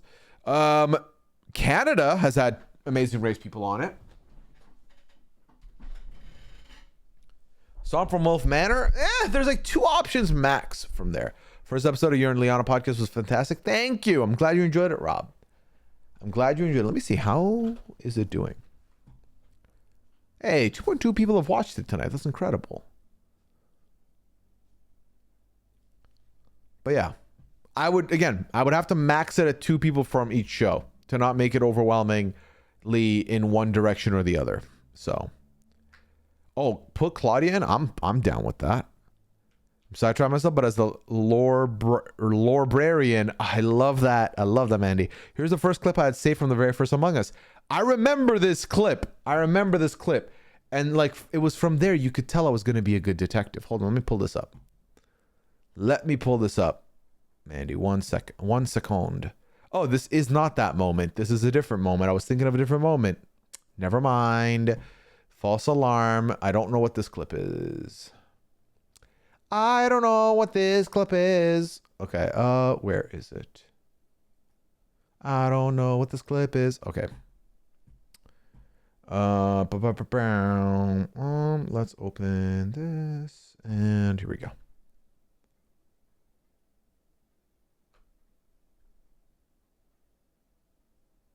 Wow, look at this aspect ratio, though. Okay. So this is the clip. 4 years ago, can you believe it? Okay.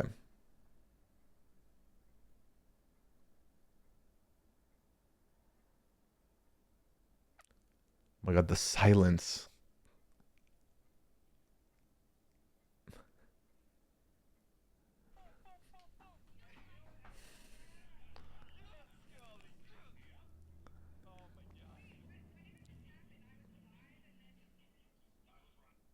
Oh, that's from someone.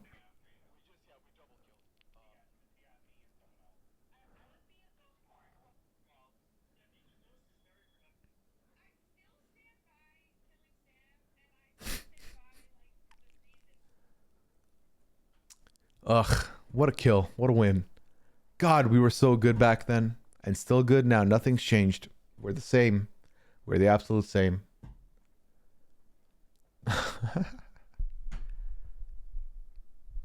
Okay, Mandy, you're the lorebrarian, not the lore roaster, okay? Okay?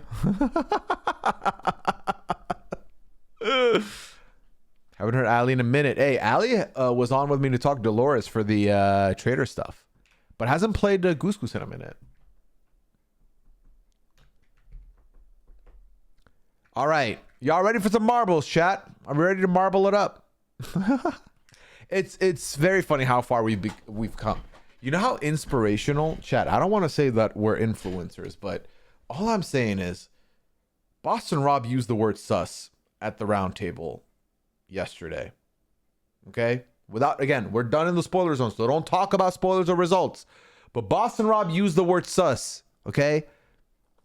Our influence, our impact.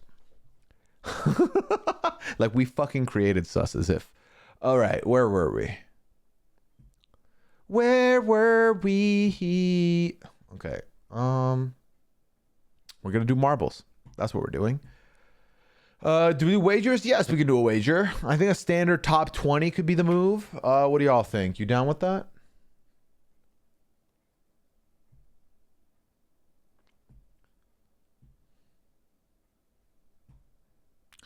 One last thing, Mandy, actually, if we can quickly pin this. If anybody would like to submit questions for the feedback show, we have Claire on with us tomorrow. It's the same link all year. So if at any point you have an idea that cooks, you have a question that cooks and you want to put it in for the feedback show, put it in here. Also, chat between us, okay, no snitchies. If you want me to go on that Traitors cruise, this is where you got to put it so Rob sees it. Or in the chat, as in comments. It will not be live because we're recording over the weekends and it'll be available Mondays. Good night, Damien. But yeah, digital NDA. But if you want me at that cruise, okay, it has to happen here. Or in the comments. Or Adam.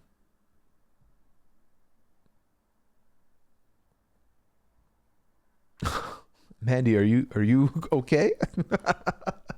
All right. A cheeky 7 coming your way, chat. I know Pixie 6, but we got to remind him, you know? We got to remind him. Because then he'd be like, are you still down to do that? I'll be like, hell yeah, let's go. Top 20 wager. Yes. Yes, yes, yes, yes, yes.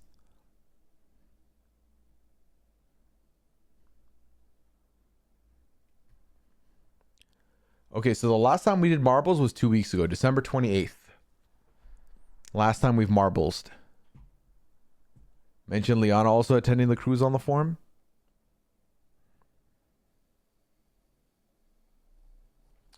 if she's free, as in she doesn't have work and she could join, that would be awesome. And we could record an episode of the Pooya and Liana Lounge on the cruise. Could you imagine that? Pooya and Liana cruise. Lounge on the cruise. Anyway, you get it. Okay. What happened to all my brownie points? Did you bet on the wrong person, Polly? Is that what happened?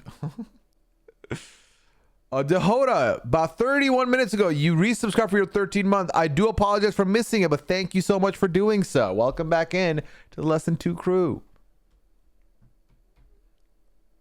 All right. Let's switch over to marble season. That is not what... Not the ad playing immediately. All right. There we go. I forgot I had that there still. Okay.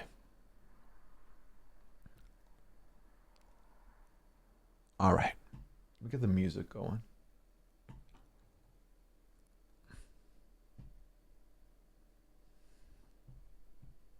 All right. So we're doing a cheeky 7. Let me take the camera border out here. A cheeky 7. Okay. Community on this thing. We'll randomize them. Boom, boom, boom, boom, boom, boom. Okay. Let me go here. It's a top 20. If you would like to wager on me or against me, the wagers are live now, chat.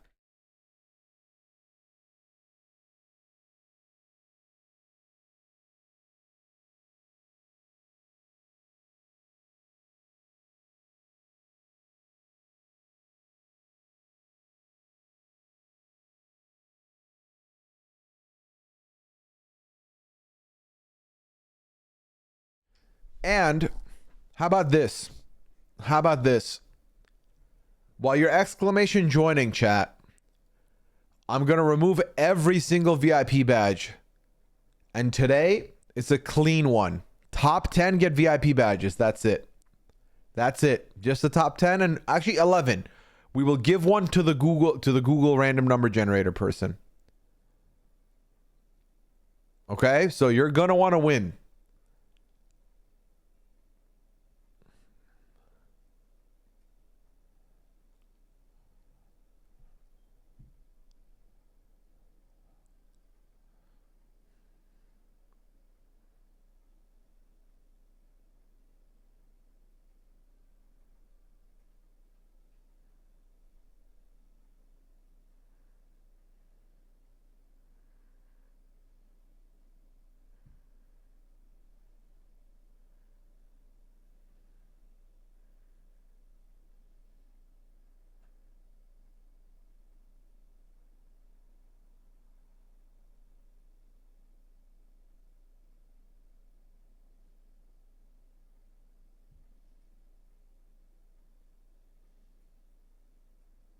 Oh my God, there were so many VIPs.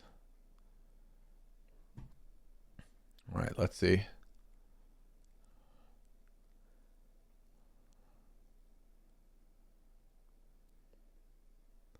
There we go. That's everybody? Question mark. Oh, terabyte here. Okay, there we go. All right, that's everybody. Everyone's on equal playing field now, folks. A lot to play for.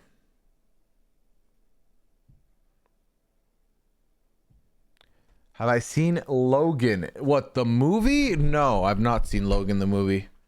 I've heard good things, though. Naked usernames, exactly. All right, chat, you already know what I'm about to ask you. There's 67 participants. We're not starting till we get 2 more. Come on now.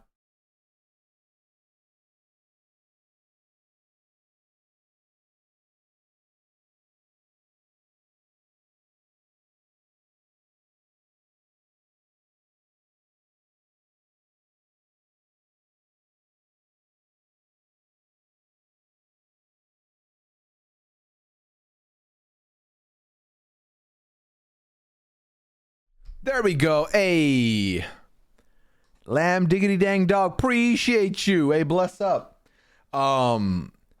Mikey, if you don't want to see your diamond go, don't restart your stream. All right, let's do this. 70 people in here. Let's go. Good luck, everybody.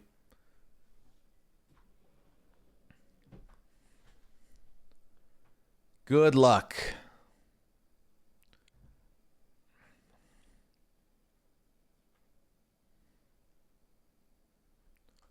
All right. Y'all already know. First one through this area will be following their journey. Until then, anybody's game. You have little faith in your marble? You never know, though. You never know. The marbles strike when you least expect it. Sunshine is in the lead. It's a lot. It looks like lava, but it's not harmful by the looks of it. Doesn't look like anyone went the other route. Everyone went on this direction, it looks like. But I wonder which side's faster. Oh, there's a laser on the right side. I don't think you want to go that way. Looks like you'll die if you go that side. Papaya avoids it. Oh no, Doug is our first casualty, it looks like. Oh, quite a few people hit that side. Side you're on is faster. What side is that? Pixie Sticks and Shannon are out. Papaya coming close to the lead here, but Sunshine's still keeping it.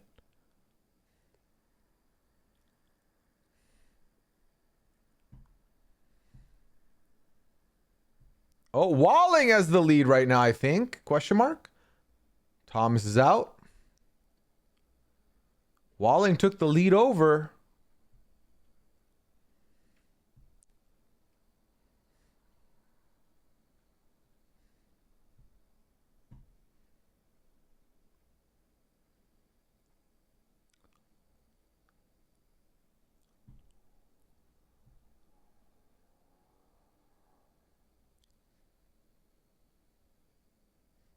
Hot little map we have here, yes.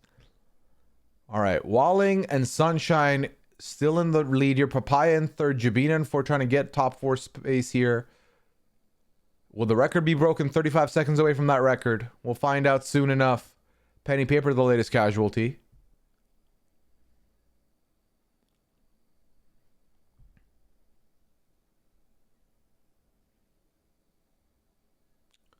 I can't tell if y'all are in the lead or not still, genuinely.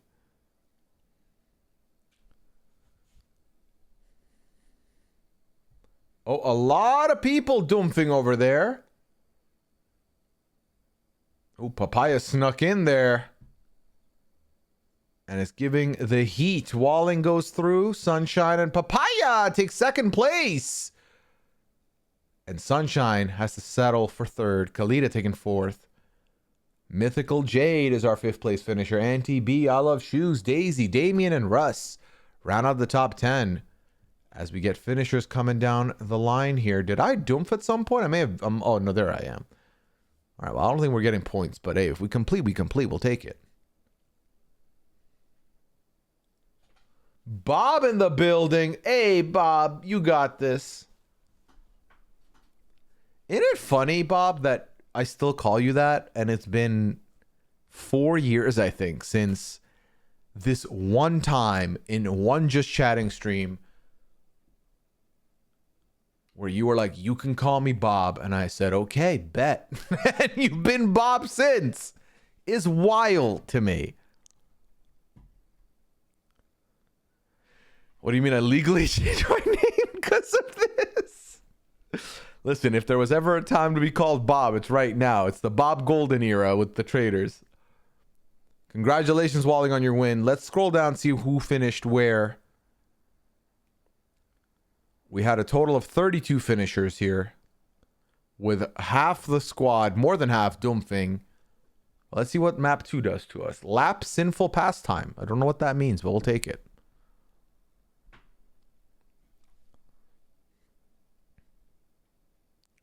All right, join, exclamation play to get involved. Let's do this, squad.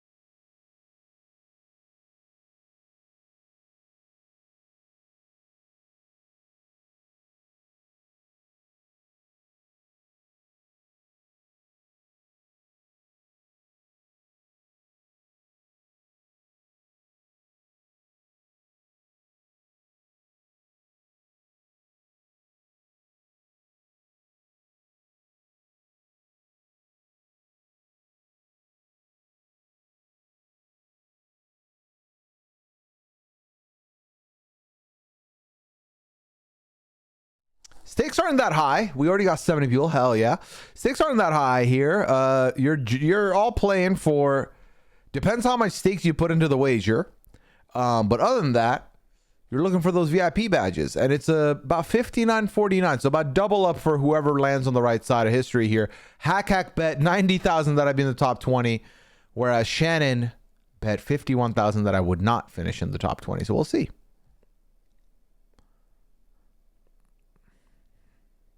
All right, I think that's enough, people. Let's go. 71, one more than last time. Love to see it. Gina making that happen. Hell yeah, let's go. Let Nightbot in? Never. Nightbot can stay outside. Nightbot can stay outside. All right, who's first one through here? Oh my God, is this deja vu? Sunshine once again in the lead to kick things off. Ooh, but this time we have a definitive two sides. I love shoes bots. Okay, all right. Yay. We doofed already. Are you nervous yet? Are you nervous yet if you bet on me? You should be. Mimi the Great in the lead.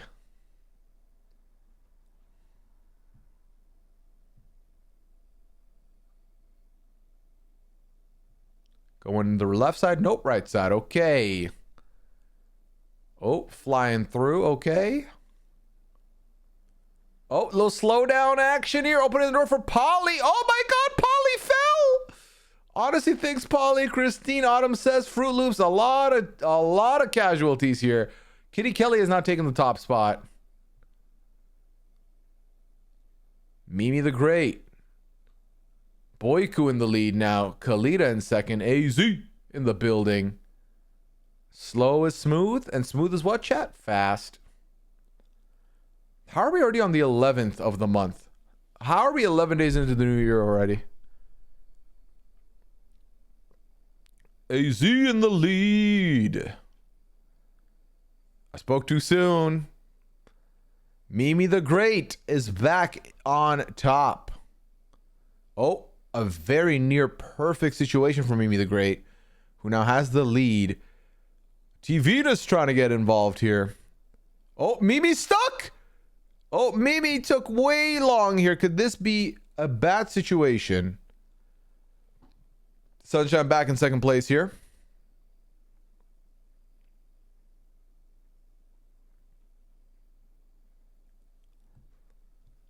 Oh, Jester and Russ are out of the running as well. Mimi, another good spot for Mimi. Mimi landing in all the right spots here. And getting a little cocky, going a little slower than everybody else would normally, but we'll see how it plays out.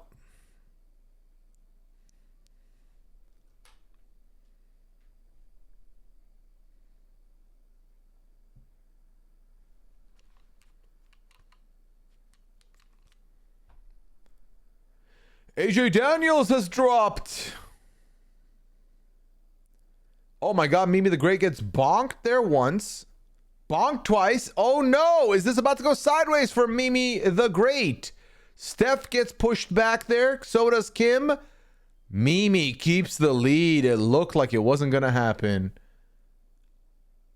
Oh, actually, I spoke too soon. Looks like Auntie B is in the lead. Mimi now trying to catch up. Kalita's won, meanwhile. From out of nowhere. Kalita's your winner. Auntie B second. Mimi the Great third place. Daisy fourth. Jabina, we got in fifth place.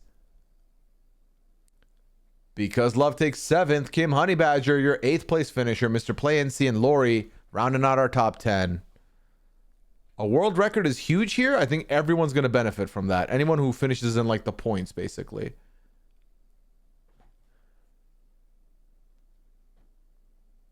Gina, last one in and done. There's not last one done, though. There's still about 10 more marbles trying to get in before the Doomfire takes over.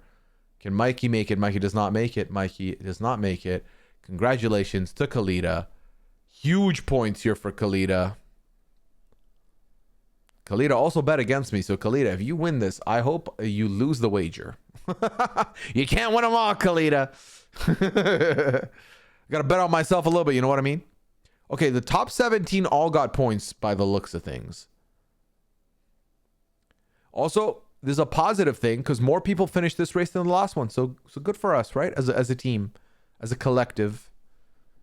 Anyway, moving on to the third race. Still a lot of races to go. Let's not count ourselves out just yet. All right. Exclamation play. Let's get back. I want to see us hit the number 69 again. Let's do it.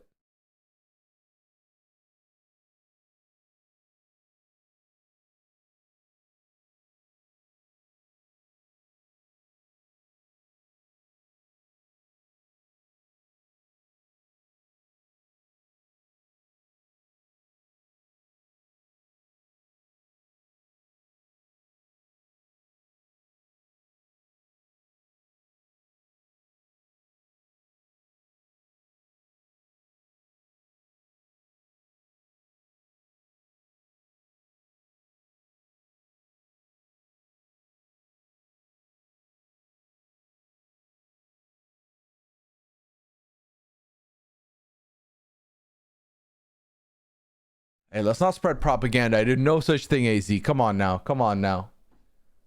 Come on now.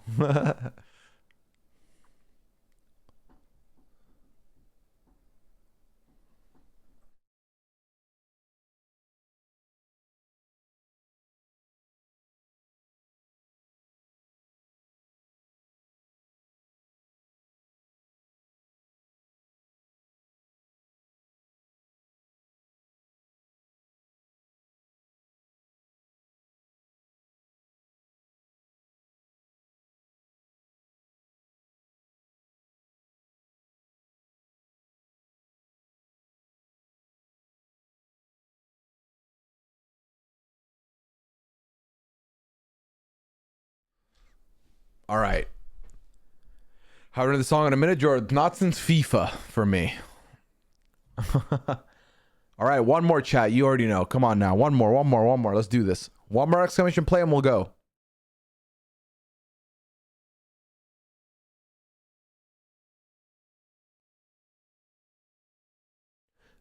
Jesse, I'm not sure how to change your skin necessarily. I do know that if you hit, I think exclamation play 1, you get the tie-dye marble. That's what Pixie 6 was saying. All right, I'm about to press start without us hitting the number. There we go. Cool Rider. Thank you. Let's go.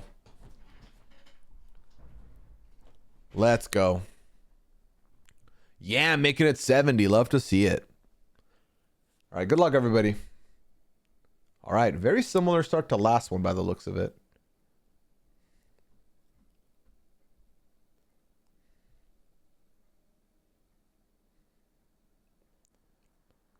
All right, is it a three-peat for Sunshine coming in first out the gate? It's Lenny Berger. Oh, already the lead has changed a bunch. Lori now in the lead.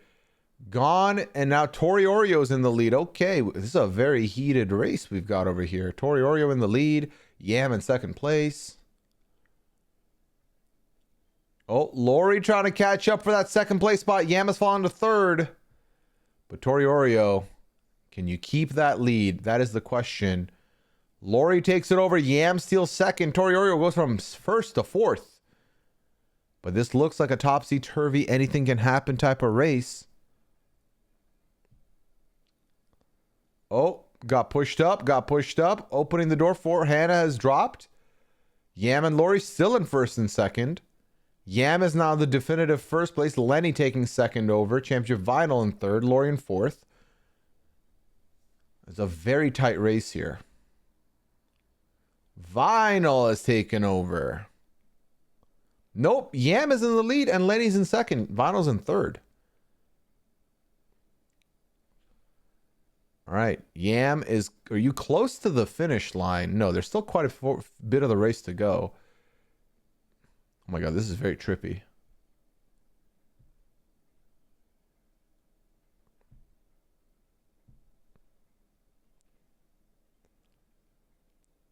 All right, Lenny and Yam, neck and neck.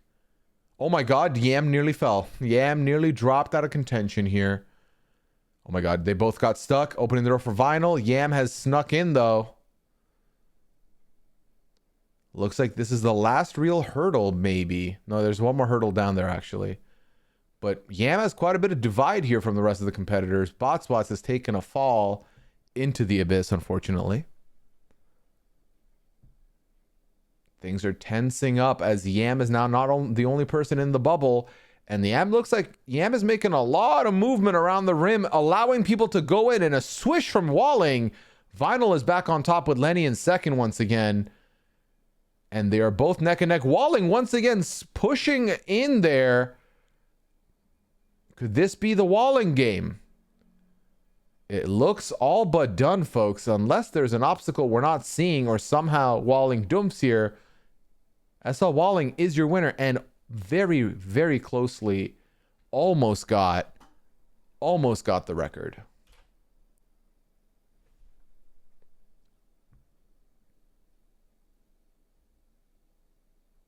All right, Vinyl and Lenny in second and third. Yam has nowhere to be found now. Sal is here in fourth place.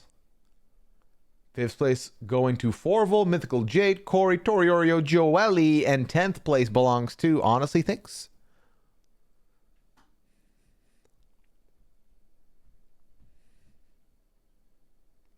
Moment.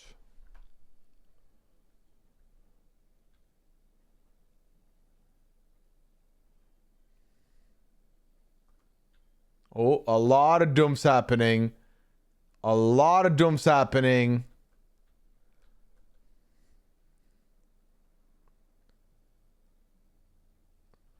Congratulations to Walling. 17 people got points again, but only 32 people completed, rather, meaning this has been the most casualties in a marbles game so far. I have dumped again, 2 out of 3 games. It's sad. Let's go to the next one.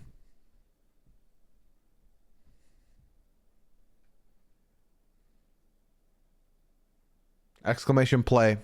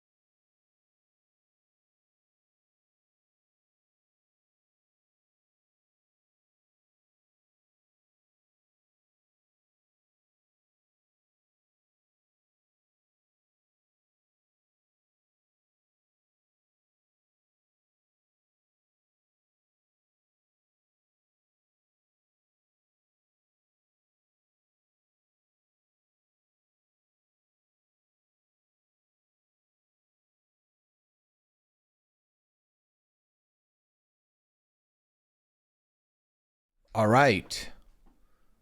One more chat. Come on now. Hey, Miss Americana makes it 69. Thank you. Let's go. Good luck, everybody. Good luck, everybody. May the best marble win. Based on the record, maybe the shortest map of the night so far, but who knows? As we hit the halfway point in the marbles race. Oh my god, what was that? Holy crap. Oh, it's one of these ones. A slow burner.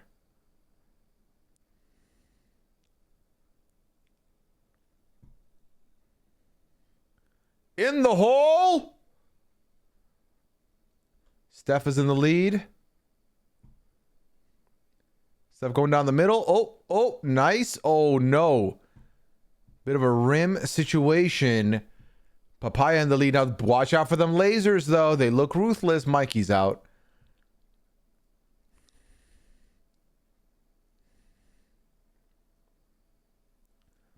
Little Papaya in the lead.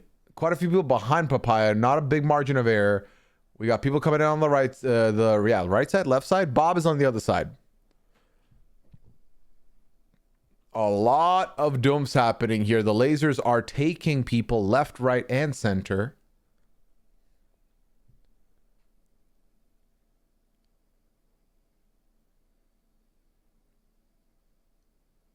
Ugh, my God. Can I get a fucking chance, man?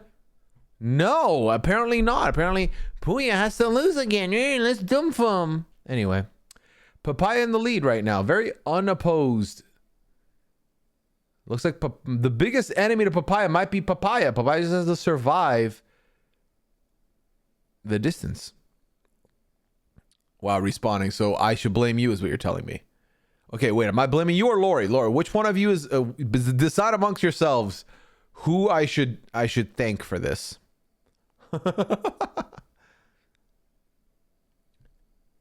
All right, Papaya's still in the lead. Bob right behind. Could this be a victory for Bob? You should bet for your losing, you win. Well. Oh, not bitter at all, Sparrow. You know this. You know this. The marbles giveth and the marbles taketh away. Okay. Papaya, go on, not even taking the steps, just skipping them. Oh, but Bob's coming and knocking. Sal's also here. All right, the record will not be broken on this map.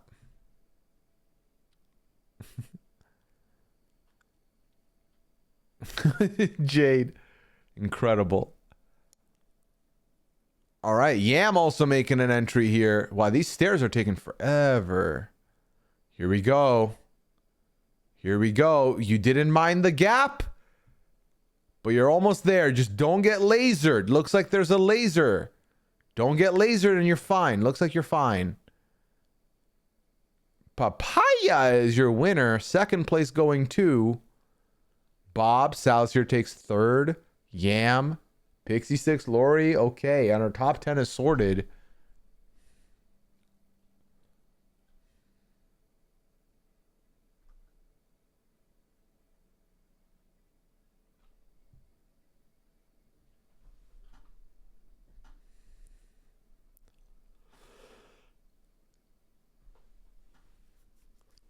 Maybe a loss here means you will get Juicy Rolls and Goose Goose this week. Hey, we will take that because let me tell you, 200 was not kind to us. We had some good moments. We really peaked right at the beginning when we got Pelican, and then it went sideways after that.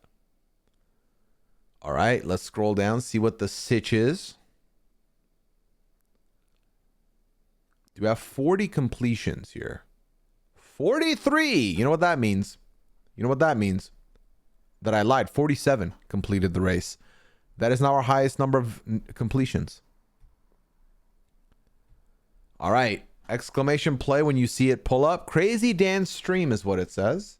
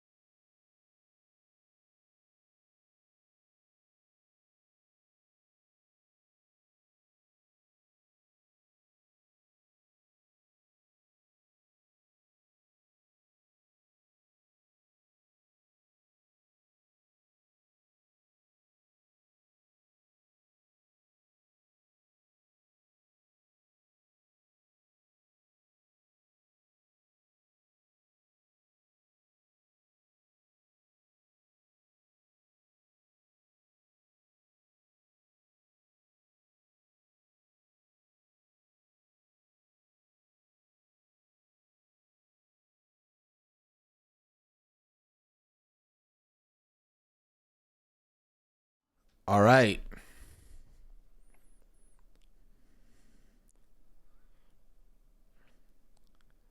TikTok dance finally before it goes away, though. Never, Mandy. Come on now. Come on, chat. I am 32. I am not doing a TikTok dance. I'm not built for it. Come on, please. Is leaving an 8 days for you we need it? Well, listen. It's one of those things where if it's meant to be, it's meant to be, you know? You'd like to challenge me 4 races in? Yeah, does this have anything to do with the fact that you suddenly want to challenge me after you won a race, Papaya? I don't think so, dog. I don't think so, okay? You might be a papaya, but I'm not a stupid fruit, okay? So don't try me, please. Yeah, good luck, everybody. You tried it, though. I gotta respect it, but come on now. I'm not a dummy.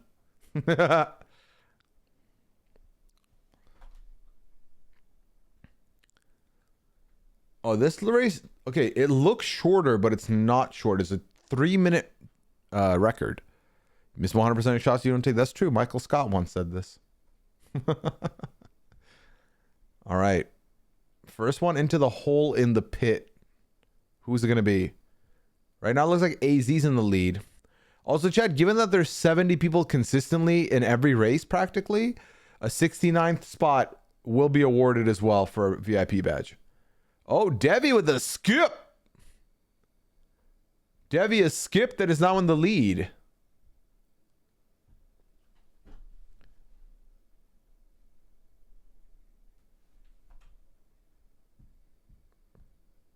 Oh, Jordan caught up. How did Jordan take the first place suddenly?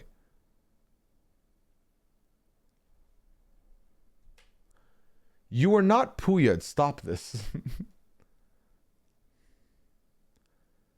Stop it. Devi and Jordan. 2 marble race right now. Decent gap between everybody else. I didn't see Jordan pull up.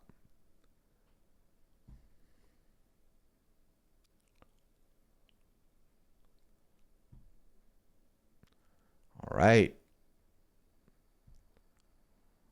This is a game of inches. One mistake could cost either side here. Oh. Oh, you're in the same spot. Okay. Oh, Jordan and Debbie both go the same way. Okay, Jordan's still in the lead.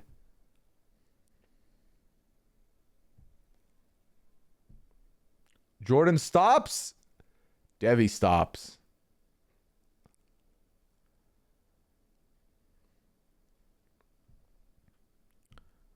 A YouTube short dance?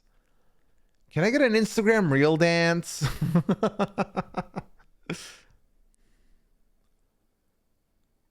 Oh, Debbie with a strategic bump on Jordan to take the lead. Will it pay off? So far, so good.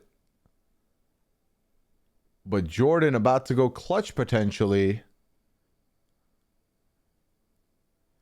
Oh my God, the lead change has happened.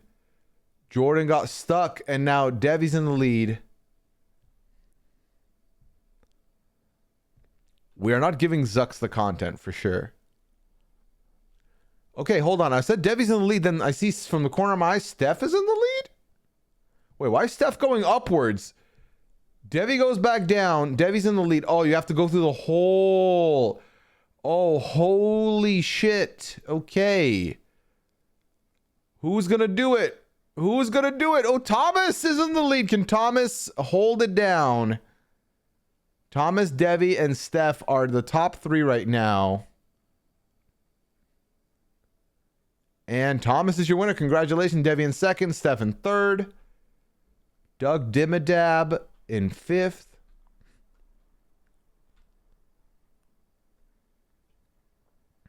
It's not based on Liana. Why would it be based on Liana?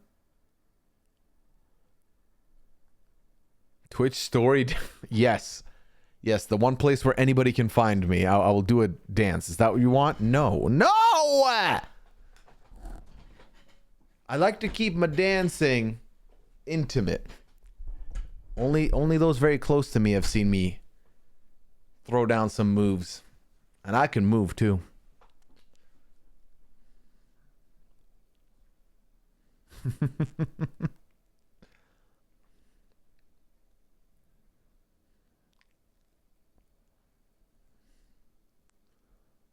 Uh-oh. The dumps happened.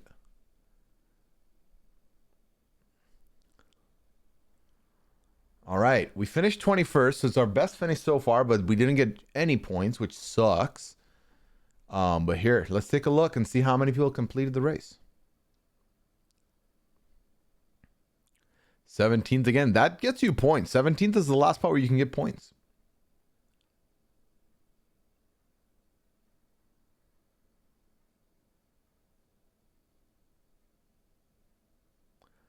$46 people completed the race. Okay.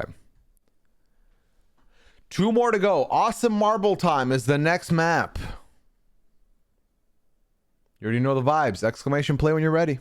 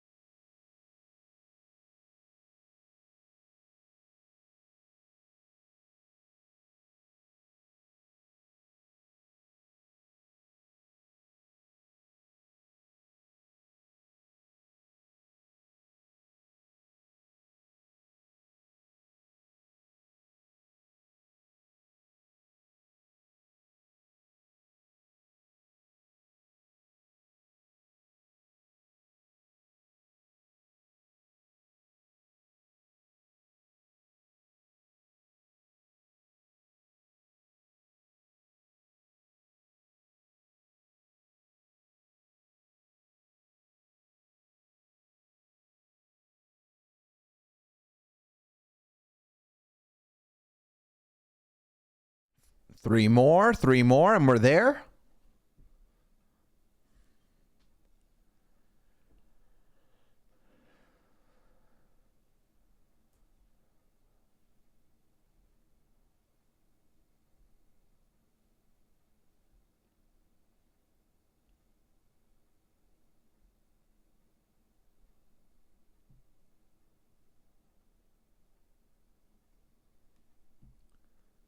All right.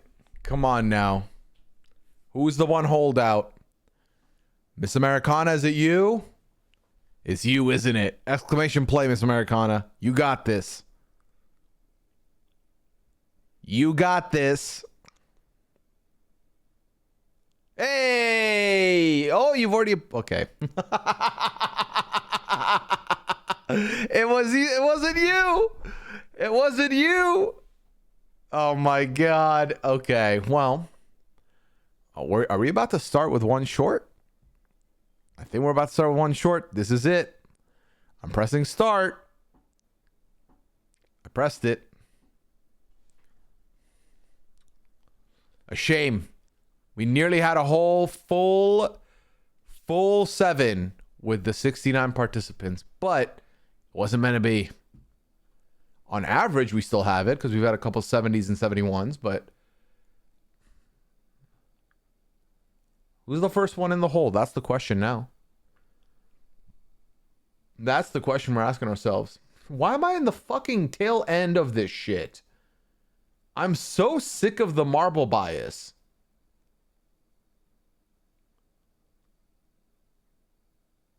I'm so far last. Ugh, and Dennis is first? Oh my God. Oh my God. Okay, I thought you dumped. I'm not gonna lie, I thought that was a dump. I was ready to chirp, but I was wrong. Oh my God. Oh my God. Meanwhile, the dumps are happening. Watch. My marble's falling into the abyss now. Watch. Watch. Russ has taken the lead meanwhile.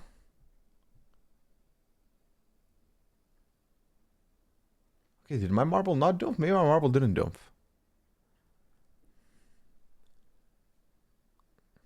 only someone could have stepped up. Ooh, Russ got denied between the sticks there. Opening the door for somebody else to take the lead? Question mark.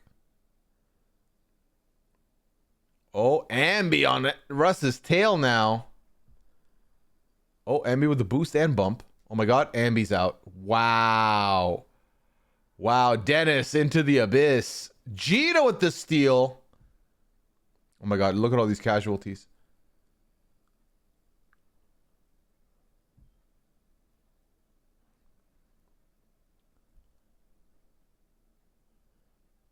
Oh, equalizer incoming for the remainder that remains. Of the two, Gina's your winner. Russ is in second. Now we see the rest of the group drop. I made a top 10! Hey, hey, hey, hey.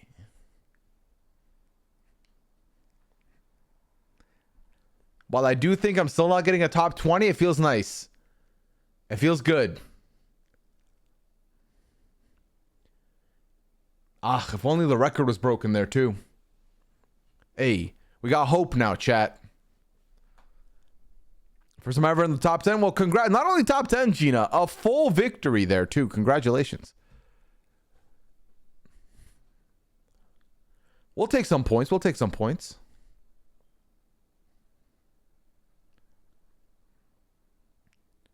All right. And a total of 35 competitors completed the gauntlet. Okay, but if you get top 30, no. Okay, there's no... we can't do a wager, Mandy, after the marbles have begun. Come on. Come on, let's be fair. Let's be honest. Let's be honest, huh? Final race. You never know what's going to happen here. It's best exclamation play. The one exclamation play could be in between you and a VIP badge. Also, the more people compete, the less likely I am to be in the top 10, the less likely I am to get points. So if you bet against me, you better be participating.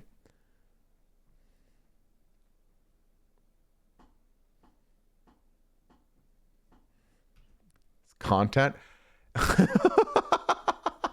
You're not wrong. It is content.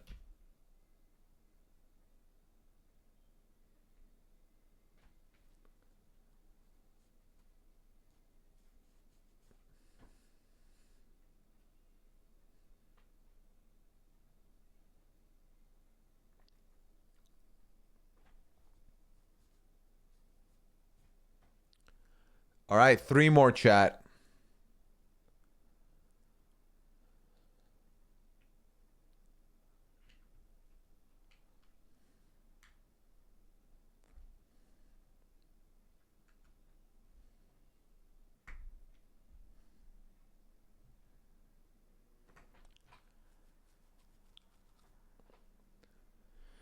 I don't know what year this is from, but I think it's in the 90s or early 2000s. I think. Hey, there we go. There we go. We hit the number. Let's go. Gotta make it shady and make it fun? Absolutely. Listen, I'm all for it. Without shadiness, what are we? 2002. There we go.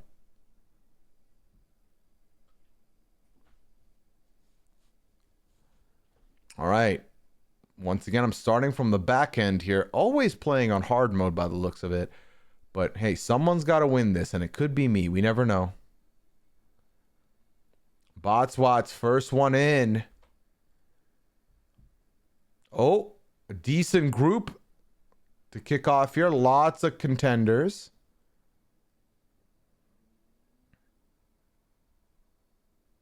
Uh-oh, Damien takes the lead.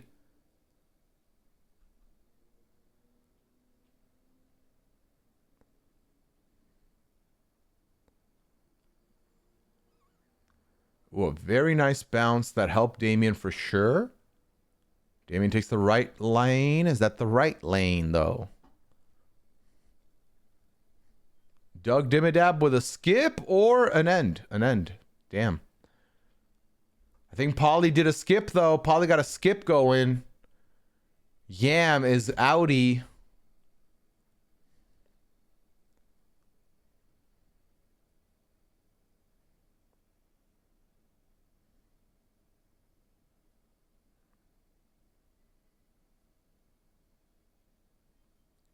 Polly going from the outside, going slow and smooth. Very easy movement there. Going down the middle route. Is that the right route? We'll find out. Oh, Forville with a sneak attack. Okay, I'm fucking doomed. I fucking hate it here. All right, anyway, Polly in the lead. Forville in second. Who's going to take it home?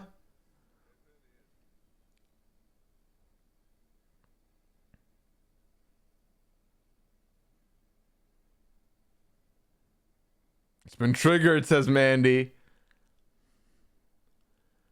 Oh, Forville skip? Question mark? Oh, Mandy fell down here. What does that mean? Is that good or bad? I can't tell. I cannot tell.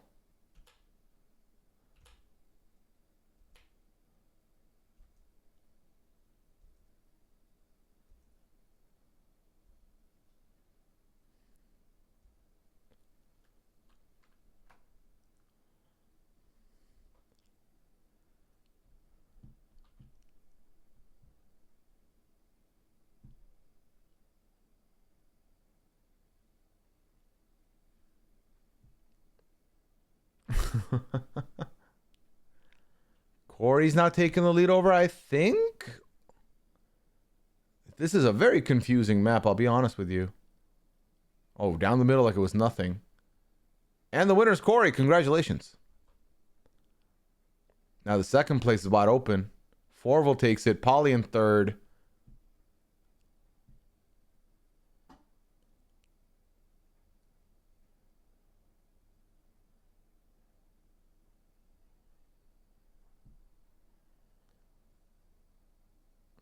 Uh-oh, some people have been stuck out here for a minute.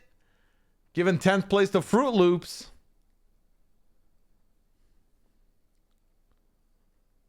Oh no, Kim! Tragic.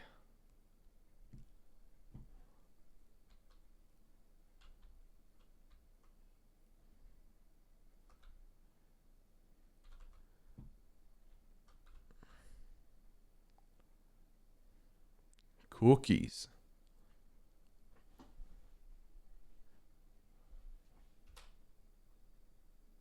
All right. So, to recap, top 10 are getting a VIP badge. 69th place a VIP badge, and one lucky number generator will also get it, making 12 VIPs tonight. And without any further ado, do I get top 20? We'll find out after this. Third place, Auntie B with four E's. Okay. Mimi the Great in second. Kalita in first place. Congratulations all around. I did not make top 20. I love it here. All right. Let's dish out these VIP badges one by one. Kalita, VIP badge is yours. Mimi the Great. Mimi underscore the underscore great. Auntie B with 4 E's. There we go.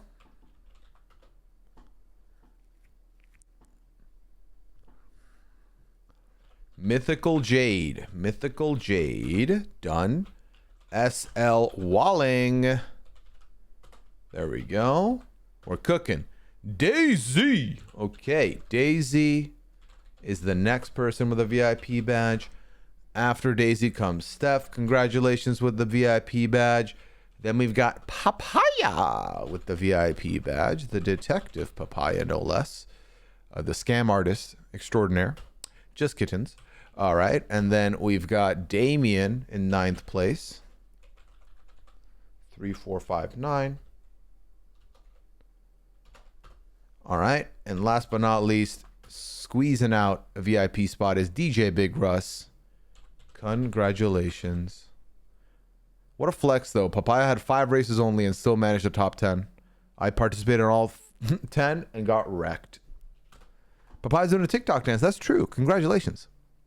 Hey, Mythical Jade, appreciate it. Appreciate it. All right, but we're not done here yet. Let's scroll down so everyone can see where they landed and then see our number 69. And also find out what the random number generator has for us, okay? I don't think I've seen my name yet, which is great. 51st. Fucking delightful. That just means that 52 people out of the however many we have got a top 10 finish. At least, right? Or at least got hella points. All right, we're still going. We're still going. We're still going. We're still going. And Shannon is the VIP getter and completed 7 races too. So congratulations to you, Shannon. Shannon V88. Done and dusted. Okay. We're not done though. Oh my God. So tonight, this might be the new benchmark, chat. 83 total people participated in some capacity. 83, okay? So we're going to put in our number generator. Random number generator between numbers 11 and 83. Obviously, if it's 69, it will not count. If it's 51, which I think what I got does not count. And if the number is as lucky as you say, Mandy, it'll be 17, which is live, which will not count. So the VIP badge goes to number... This will sound rigged, so I'm going to roll another one, Lori. It landed on 12. I shit you not. It landed on fucking 12. So I'm going to re-roll and give you the VIP badge. Because, oh, how? How? Lori, can you remind me for the 800th time, is the, after the letter B, is it a lowercase, is it a capital I or a lowercase L? I gotcha. There you go. All right, one more, chat. One more. I'm not going to look at your numbers in chat, and I'm going to tell you it's number 29. 29? Somnus, congratulations. Somnus 90. There we go. All right. Perfect. That brings us total to what? 10 plus 3, right? So 13. I'm going to run 2 more because 15 is a better, more round number. Number 24. 24 is Pixie Sticks. Pixie Sticks reminded everyone every round to use the tie-dye. And look at you now, Pixie Sticks. You're a VIP. Who would have thought? Who would have thought? All right. There we go. I put 2 X's. It's meant to be 1. There we go. Fix that. And last one of the night, no matter what, is number 60 on the dot. 60 is... Yeah. Remember how you said you were unlucky? Remember? AKA Ginge, remember this? Remember this? Look at you now. VIPing it up. Look at you now. Okay. Chat, thanks for hanging out tonight. I had a good time. Hope you did too. 3 hours of fun was had. Lots of topics covered. I'll be back on Sunday, as y'all know, the regular time slot, 5 p.m. I do not anticipate the lobby not getting done. In the event it doesn't, obviously you'll find out on socials if we're not running the lobby. But as of right now, I would assume that it's happening, and I would see you there 5 p.m. on Sunday. Okay? So them's the plans, as you would expect. All right, let me see.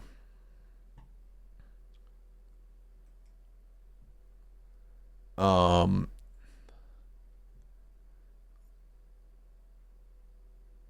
wow. Interesting. So Corey just went live 2 minutes ago. Is he actually in an airport? Is he actually in a fucking airport? What is happening? Why is he at an airport? What? Who streams from an airport? Who is this man? Anyway, to find out if it's real or not, we're gonna raid over to Corey. So go say hello. Go say hello. Let's find out what that is. And is he really building Legos? These are the questions we'll find out together, chat. I appreciate y'all so much. Hope you have a good night. Thank you for hanging out with me. As always, appreciate everybody new who followed and joined us. Thank you to all the bits. Thank you to everybody who resubbed, to the gifters. Thank you so much for bringing new people into my community. The chatters, thank you for keeping the chat going. Thank you for keeping the vibes going high. And thank you for asking all your lovely questions. Lurkers, I always appreciate you. Hope you had fun watching in the shadows. Hopefully I wasn't too loud in your ear. VOD viewers, what up? If you're watching this in the VOD, first of all, you're a real one. Second of all, absolutely mad. I can't believe you're watching this late into the stream on a VOD, but I do appreciate you. I'll be back Sunday night, 5 p.m. Eastern. But until then, y'all have a great weekend. Take care. Have a good one. Bye. My mouse died. Where the fuck is my mouse? Bye.